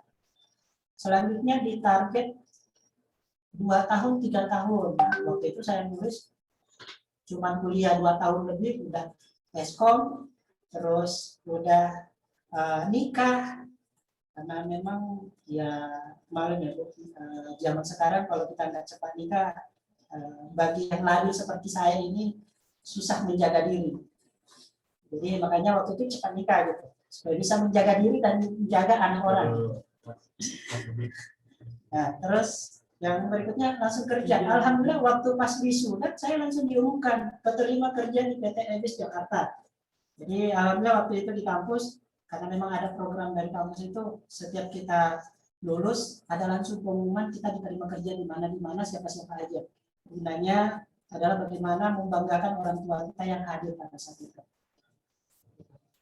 Jadi memang perlu, yang pertama itu tadi perlu menanamkan yang namanya pemikiran tentang target jangka panjang itu, yang kalau bisa disusun mulai dari target jangka pendek, menengah, jangka panjang. Kita itu nanti jadi apa? Waktu itu saya tulis juga punya mobil, punya rumah. Padahal waktu itu ngekos aja diusir dari kos-kosan, diusir sampai harus tinggal di kampus. Nggak kepikiran punya rumah. Sekarang alhamdulillah udah punya. Sekarang udah punya kos-kosan 11 kamar, bisa menyewakan tiap bulan, dapat uang dari situ. Kalau dilihat anak-anak saya itu terlalu tinggi waktu itu. Kadang diketawain teman-teman, gila kamu begini. Enggak apa-apa ya, saya tempel, saya mau beli. Alhamdulillah sekarang tercapai, nggak terasa seperti itu. Terus lanjut kuliah S2, alhamdulillah bisa lulus tercepat juga di kampus. Bisa lulus tercepat. Walaupun memang kuliah S2 itu kadang kita targetnya kalau udah sambil kerja ya, kalau udah sambil kerja kuliah S2 itu kan bukan lagi targetnya terlalu menjurus ke keilmuan, tapi bagaimana caranya supaya lulus, karir sukses, kuliah juga selesai gitu. Alhamdulillah bisa 3-4 semester intinya tercepat waktu itu di S2 Universitas Anton Yogyakarta. Yang pertama ini sudah untuk untuk angkatan saya yang memang yang mulai dari semester 1 ya, karena ada juga yang langsung pindahan dari kampus lain dan sebagainya. Itu jadi memang itu pentingnya selalu memotivasi diri kita, membaca buku-buku yang memotivasi, membuat target-target kita ke depan. Ini udah buat target juga, pokoknya umur 30 sekian tahun saya udah harus pensiun, pokoknya udah harus bisa jalan, saya udah bisa lebih banyak waktu dengan keluarga, lebih santai, dan bisa membuka bisnis-bisnis yang lain seperti itu. Seperti sekarang kan udah mulai kos-kosan juga, udah ada juga yang khusus untuk menangani pelatihan di Jakarta yang memang kita targetkan khusus mahasiswa, ada juga yang umum yang PT Laubat Indonesia, ada yang pesertanya itu ada dari Qatar, Australia, terus dari Filipina, ini yang lagi berlangsung ada dari Malaysia sama Kanada ya kalau nggak salah, ada dari Filipina, Kanada, seperti itu. Yang dari Qatar kemarin malah ngambil sampai 2 pelatihan, karena mungkin di Indonesia itu ilmunya murah ya. Terus yang dari Malaysia ini udah ngambil 3 pelatihan dari tahun lalu, ngambil, sekarang ngambil lagi. Walaupun yang ketiga ini belum terjatuh tapi udah bayar. Bagi kita kan pengusaha yang mungkin bayar dulu lah seperti itu. Terusnya nanti ketika udah request jadwal. Jadi itu ya, jadi setiap momen itu tadi membangun usaha itu bisa jadi karena lingkungan atau karena pengalaman. Makanya jalan-jalannya teman-teman ini yang masih agak milenial, yang masih milenial ya, dimanfaatkan sebaik-baiknya. Saya jalan kemana, dapat inspirasi, di sini kayak gini ya. Ketika saya pulang ke daerah, nanti bangun seperti ini. Ketika nanti punya modal, buat seperti ini. Itu pentingnya kita memanfaatkan, karena harusnya tiap saat itu adalah waktu untuk belajar. Waktu untuk belajar. Ketemu dengan siapapun yang waktu untuk belajar. Siapapun itu. Yang kedua, bagaimana sih merawat karyawan agar bisa tetap berpartner dengan kita dengan jangka waktu yang lama. Kalau yang kami lakukan di kantor, kebetulan kan Alhamdulillah dulu sempat memimpin beberapa organisasi, sempat di ketua di persatuan ini anak-anak mahasiswa belajar dan selesaikan, kemudian di kampus jadi wakil ketua di UKM Wamika itu lembaga dakwah, terus sempat jadi ketua di Badan Eksekutif Mahasiswa. Jadi dari situ banyak belajar tentang leadership, bagaimana kita bekerja sama dengan tim dan sebagainya. Yang terpenting yang saya dapat dari itu, yang saya terapkan di kantor, yaitu bagaimana membangun ikatan emosional dengan orang-orang yang ada di sekeliling kita. Ketika kita cuek dengan sendirinya, aku seperti bos, mungkin ibu lihat kursi saya bagus ini bu, ini kursi yang kerja di sini bu, kursi saya malah jelek. Jadi kebetulan komputernya lebih bagus malah. Jadi kita begitu membangun ikatan emosional, bagaimana memenuhi setiap kebutuhan yang menunjang kerjaan mereka selama kita masih mampu untuk mengadakan pengadaan seperti itu. Itu yang paling utama sih sebenarnya ikatan emosional. Yang kedua masalah gaji mereka memang menyesuaikan. Kadang memang ada yang orientasinya itu gaji tinggi, ada yang memang kenyamanan, ada yang memang merasa yang penting nyaman bekerja, tekanan yang terlalu berat dan sebagainya. Ada memang yang kompleks dengan gaji tinggi, kenyamanan, yang penting bisa memberikan kontribusi yang besar juga. Itu juga kita memang harus sesuaikan. Kalau kita sistemnya di kantor, sistemnya bonus. Jadi kadang ketika dapat proyek ini yang skala besar, kita kasih bonus yang skala besar. Ketika ngisi kelas, misalnya trainer, kita standarnya 4 orang. Ketika bisa ngisi lebih dari itu, kita kasih per kali lipat. Jadi mereka semakin semangat untuk ngisi kelas, menyesuaikan dengan itu tadi. Namun perlu kita ketahui juga, karyawan juga macam-macam. Ada juga yang pernah juga dapat ya, misalnya yang udah nikah yang memang kita harus ngasih kompensasi yang lebih besar, bonus yang lebih besar, yaitu ketika dia udah punya istri, punya anak banyak, kandungan dan sebagainya, kita harus sesuaikan. Dan saya kira kalau di kampus kesehatan beliau itu, saya kira untuk masalah itu udah ada. Sisa mungkin yang harus kita rawat terus itu masalah ikatan emosional di antara mereka, bekerja supaya mereka tetap bisa bekerja nyaman dengan kita, dan jika pun harus keluar di tempat kerja di tempat orang, kita masih bisa menjalin silaturahmi dengan mereka. Ada Bu di sini pernah bekerja udah beberapa tahun, terus pindah kerja karena lain hal, alhamdulillah, karena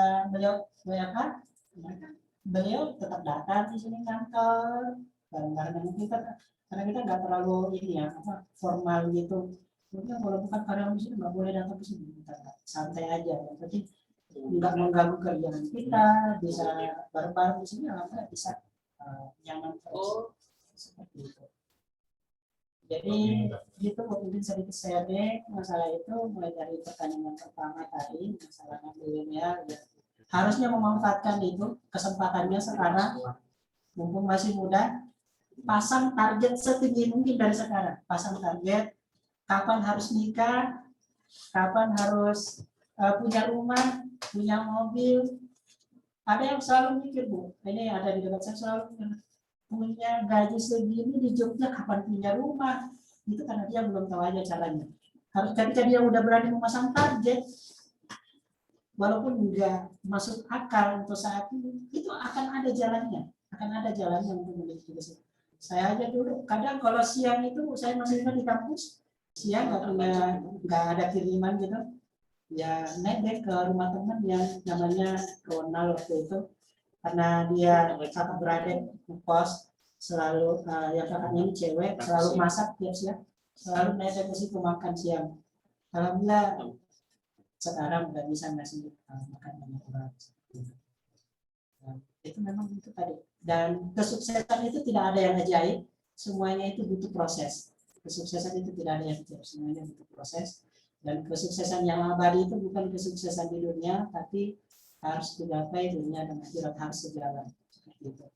Dan yang pertanyaan terakhir tadi masalah apa ya Bu? Saya lupa tadi. Tadi masalah SDM udah, masalah Najwa Bina udah. Yang satunya tadi apa Bu? Masalah teknologi itu ya, istilah-istilah teknologi itu. Iya, untuk belajar terkait tadi yang disampaikan kayak SEO itu kan kayaknya di pemasaran yang terkait teknologi ya Mas ya, saya. Jadi untuk yang masih awam di teknologi ini istilah asing, nah itu untuk belajarnya biar mengenalnya itu kayak apa Mas? Terima kasih. Iya, jadi itu istilah-istilah pemasaran anak zaman kita sekarang yang mana kalau di kami sendiri itu saya lihat kampus-kampus di Jakarta yang besar-besar itu sudah muncul terus iklannya di sosmed, di mereka iklannya. Tapi ada juga yang kampus yang masih mengandalkan lewat jejaring alumni untuk mendapatkan mahasiswa-mahasiswa.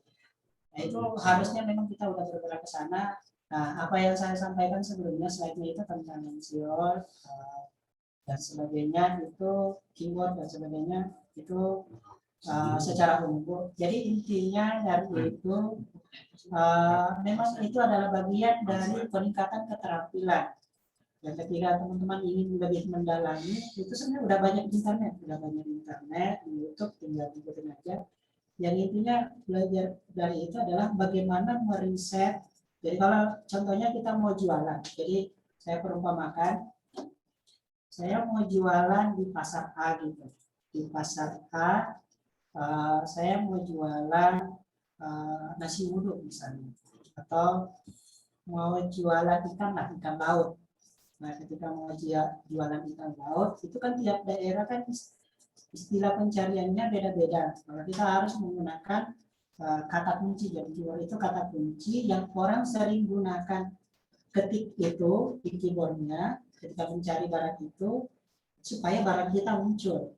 Nah, jadi SEO itu kayak gitu. Jadi meriset dulu kata kunci yang sering orang ketik di Google, karena menurut penelitian terakhir dari IPJJ, Ikatan Persatuan Internet Indonesia kalau nggak salah ya, itu 80% orang Indonesia yang menggunakan internet ketika ingin belanja sesuatu itu melakukan riset terlebih dahulu, nanya dulu ke Google, ke marketplace. Nah, ketika nanyanya itu, kata-kata nanyanya itu apa? Misalnya nanya yang paling banyak itu hasil risetnya nanya harga. Jadi misalnya mau nanya harga kursus digital marketing gitu. Nah, harga biaya kuliah di Akbitio berapa? Nah, itu keyword-keyword itu kita harus riset, kita kumpulkan minimal 5, kemudian kita tanam di web kita, yang supaya itu kita optimasi itu tingkatkan supaya ketika orang mengetik itu web kita muncul paling atas. Nah, kita udah main traffic namanya di sini. Gimana caranya iklan kita itu muncul sesering mungkin, muncul di sebanyak mungkin user yang mencari kata kunci itu. Seperti itu.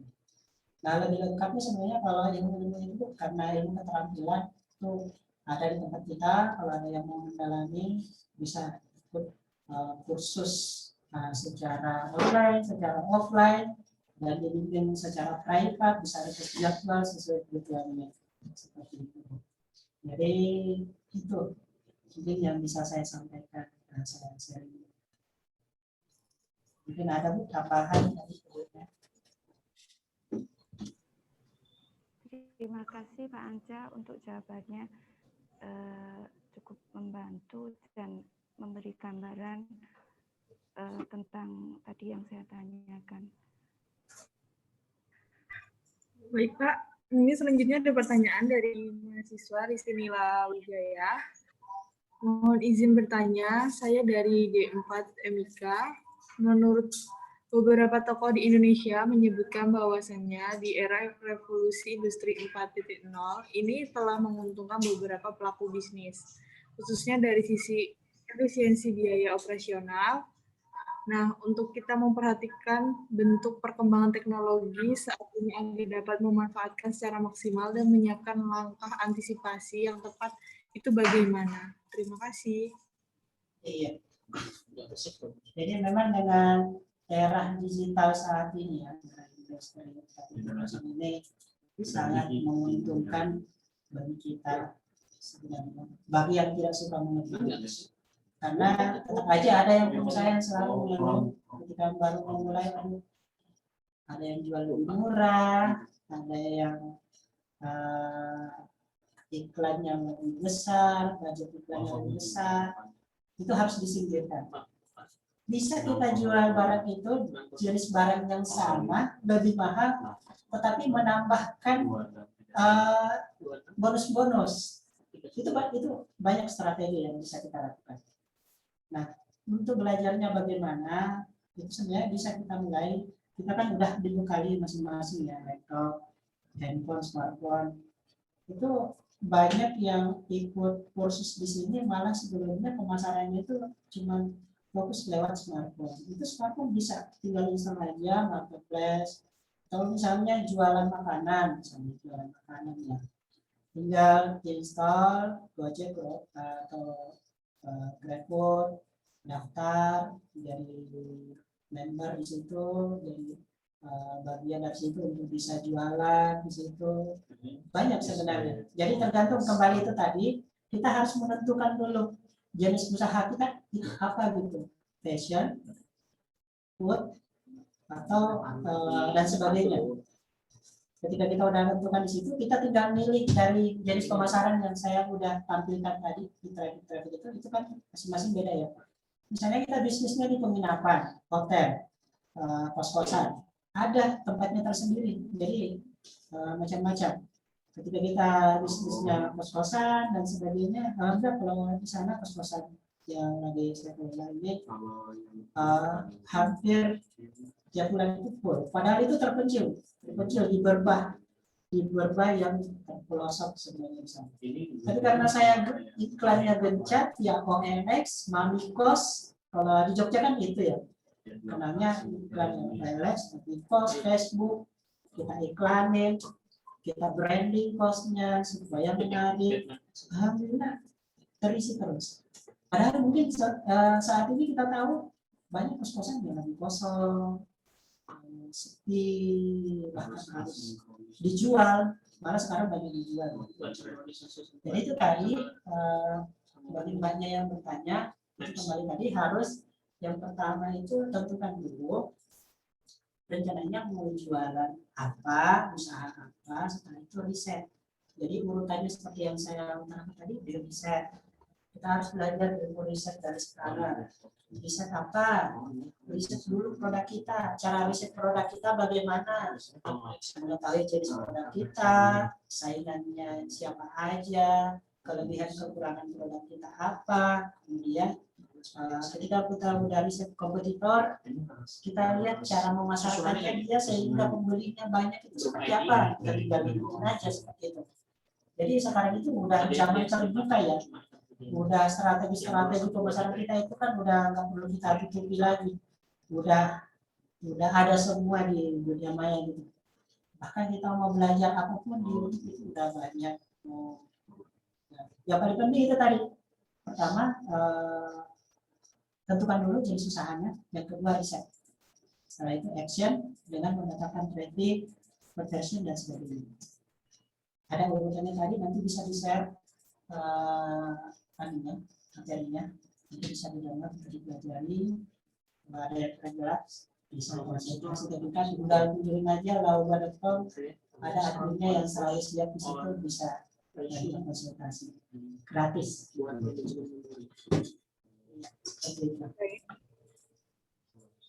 Apakah ada yang ingin bertanya lagi?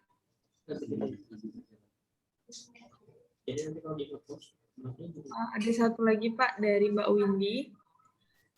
Pak bisa sharing dengan kita kendala apa saja yang Bapak alami selama menjalankan usaha yang Bapak geluti?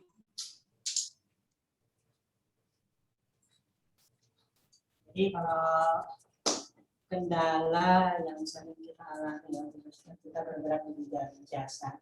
Nah, kalau kita kan jasa ya tentunya memang kendala yang terbesar itu karena ini juga era digital, ya, harus update terus strategi pemasaran, harus belajar terus. Itu yang tantangan utama. Kenapa? Karena orang marketing itu adalah orang yang terdepan kita. Tools marketing kita, tempat atau yang kita gunakanlah untuk beriklan, memasarkan produk kita, itulah yang terdepan. Nah, itu yang selalu kita harus update. Karena boleh dikata tiap 3 bulan itu ada perubahan strategi. Itu kita harus ikutin. Begitupun dengan yang sempat dari Ibu tadi tanyakan tentang SEO-nya seperti apa. Itu juga, itu kan berpengaruh dari algoritma Google itu sendiri, yang mana dia juga dari Google ini algoritmanya berubah-berubah terus. Kita harus bisa menyesuaikan. Oh, kalau dulu itu sukanya Google, yang penting kita sebar spam. Kita ngikutin sebar spam. Nah, ternyata sekarang kalau sebar spam itu diblokir, disingkirkan dan sebagainya. Itu kalau di digital marketing ya. Nah, kalau secara umum, memang itu usaha umum itu ya tentang pertama itu masalah marketing. Nah, khususnya bagi kita sendiri yang harus update terus menerus, karena bagian operasional itu nggak bisa kerja kalau nggak ada proyek, nggak ada kelas. Nah, itu yang paling utama. Terus harus update. Sekarang udah zamannya harus beriklan ke YouTube semua, ke TikTok, ke Instagram. Ya kita harus mengikuti. Lalu ya kita harus mulai ke sana pelan-pelan seperti itu. Terus kendala yang kedua itu masalah ya, karena ini tantangan ya teman milenial. Bagaimana membangun kepercayaan ke klien, Karena banyak proyek-proyek kita yang skala besar itu, bahkan itu tadi yang ikut kelas dan luar negeri nggak pernah lihat datang ke kantor kita, nggak tahu kita posisinya di mana. Itu kita harus bisa memberikan pelayanan terus, walaupun dia marah-marah, yang namanya jasa ya, kita itu sering dimarah-marahin, dicaci maki oleh klien karena kelalaian kita. Itu kita harus tetap berbuat baik ke mereka, karena yang namanya klien adalah raja. Kita nggak boleh membalas. Jadi itu yang kesabaran yang tinggi ya. Jadi masalah itu butuh kesabaran yang tinggi untuk membangun kepercayaan di tengah-tengah mereka, apalagi zaman dunia. Kalau dulu itu kantor kita di Kusuma Negara pas pinggir jalan, pas bendera loka itu, pas pinggir jalan. Nah ini udah jalan 2 tahunan, hampir 3 tahun, kita malah di dalam perumahan. Yang boleh dilihat namanya di usaha di dalam perumahan itu enggak ini ya, targetnya itu bukan yang lewat. Kita alhamdulillah 100% saat ini itu online marketingnya. Untuk menjalankan usaha marketing itu banyak strateginya. Yang pertama itu mengumpulkan testimoni sebanyak-banyaknya. Rating kita kalau jualan di marketplace harus banyak. Yang biasanya orang akal-akali pakai akunnya sendiri ya, ngasih order sendiri 100, dikasih rating 5. Itu strategi-strategi yang banyak dilakukan di marketplace yang bagi pemula seperti itu. Jadi membangun kepercayaan, karena ya itu dia tadi saat itu memang itu makanya kuncinya orang-orang Tionghoa di Indonesia sukses mereka itu karena membangun kepercayaan itu mereka sukses. Jarang ada yang cacat di antara mereka. Alhamdulillah ada beberapa proyek kita yang skala besar itu malah nggak pernah ketemu, bisa langsung berani transfer. Kadang itu kita buka HP kan notifikasi ya, itu ada uang masuk, padahal nggak pernah ketemu, cuman komunikasi lewat chat dan sebagainya. Itu berkat kepercayaan yang terus kita bangun. Nah, makanya untuk usaha di zaman milenial seperti ini, yang perlu kita harus tantangan terberat kita yang harus selalu kita update, selain inovasi produk, kepercayaan di tengah-tengah klien, baik yang lama maupun yang akan bekerja sama dengan kita. Dan yang ketiga yaitu strategi marketing yang harus selalu update. Itu tantangan yang harus selalu diupdate secara konsisten. Mungkin itu Mbak dari saya. Baik Pak. Baik, karena waktunya sudah melewati jam, maka untuk sesi tanya jawab ini saya tutup. Sebelumnya saya mohon maaf atas kesalahan yang disengaja maupun tidak sengaja, dan terima kasih untuk Bapak untuk penyampaiannya, materi dan jawaban-jawaban dari pertanyaan. Saya kembalikan lagi kepada MC. Silakan Mbak Windy.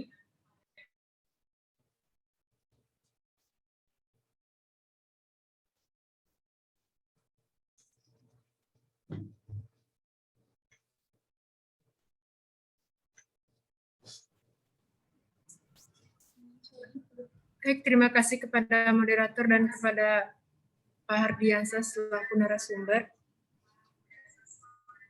Untuk selanjutnya, kita akan masuk ke sesi dokumentasi. Kepada seluruh peserta dimohon untuk mengaktifkan kamera.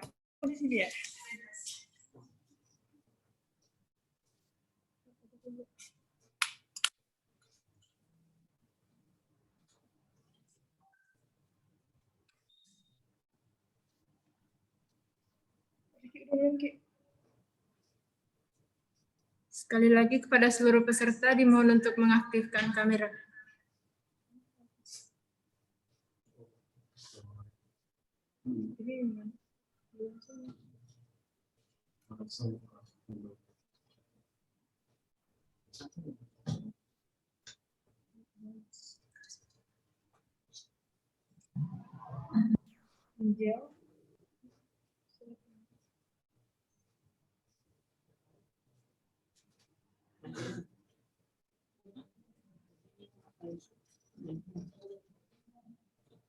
Sebentar dulu.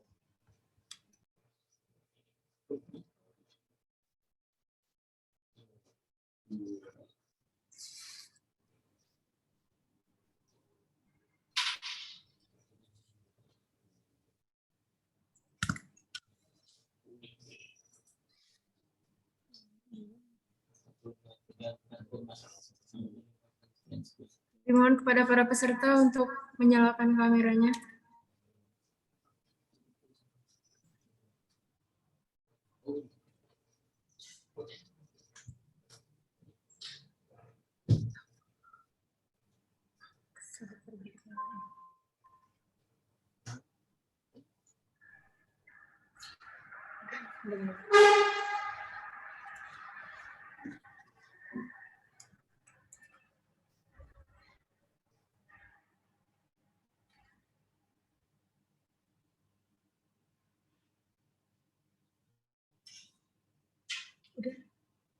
Udah.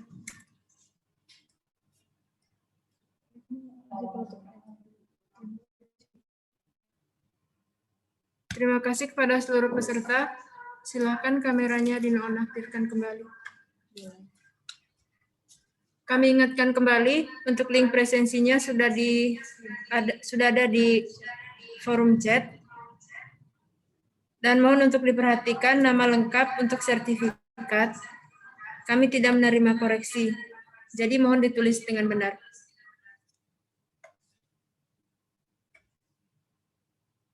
Untuk selanjutnya, kita masuk ke acara penutup.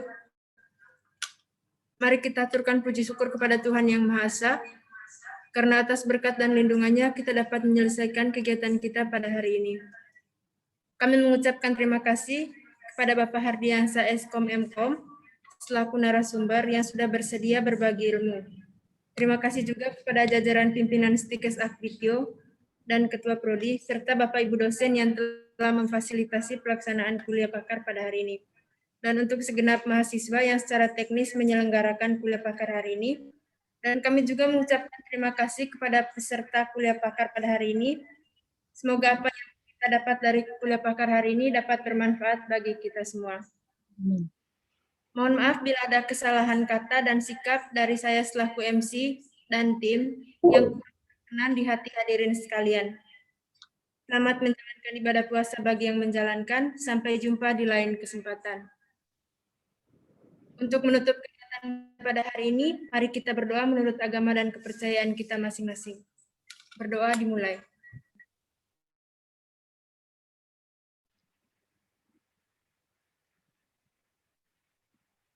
Berdoa selesai. Terima kasih atas kehadiran dari kita semua. Semoga di lain kesempatan kita bisa menyelenggarakan kuliah pakar seperti ini dengan baik.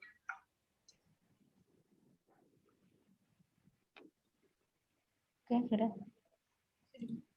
Oke, boleh live sekarang. Terima kasih. Terima kasih. Terima kasih semua. Terima kasih, Pak. Terima kasih, Pak. Terima kasih, Pak. Sukses. Terima kasih, Pak. Untuk tim selamat panitia sudah membuat acara selesai dengan lancar. Makasih Mas Anca, mudah-mudahan nggak kapok ya. Siap, Bu. Nanti dikabari aja. Iya, mudah-mudahan bermanfaat. Ilmunya ditularkan, makin banyak makin berkah. Oke, kita tuh Ibu berakhir ya. Dadah Mas Anca, Assalamualaikum.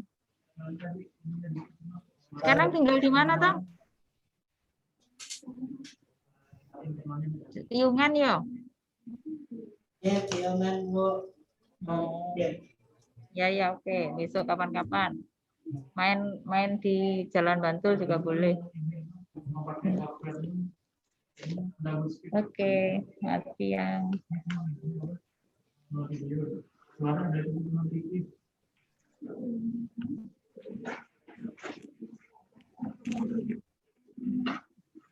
Izin live ya.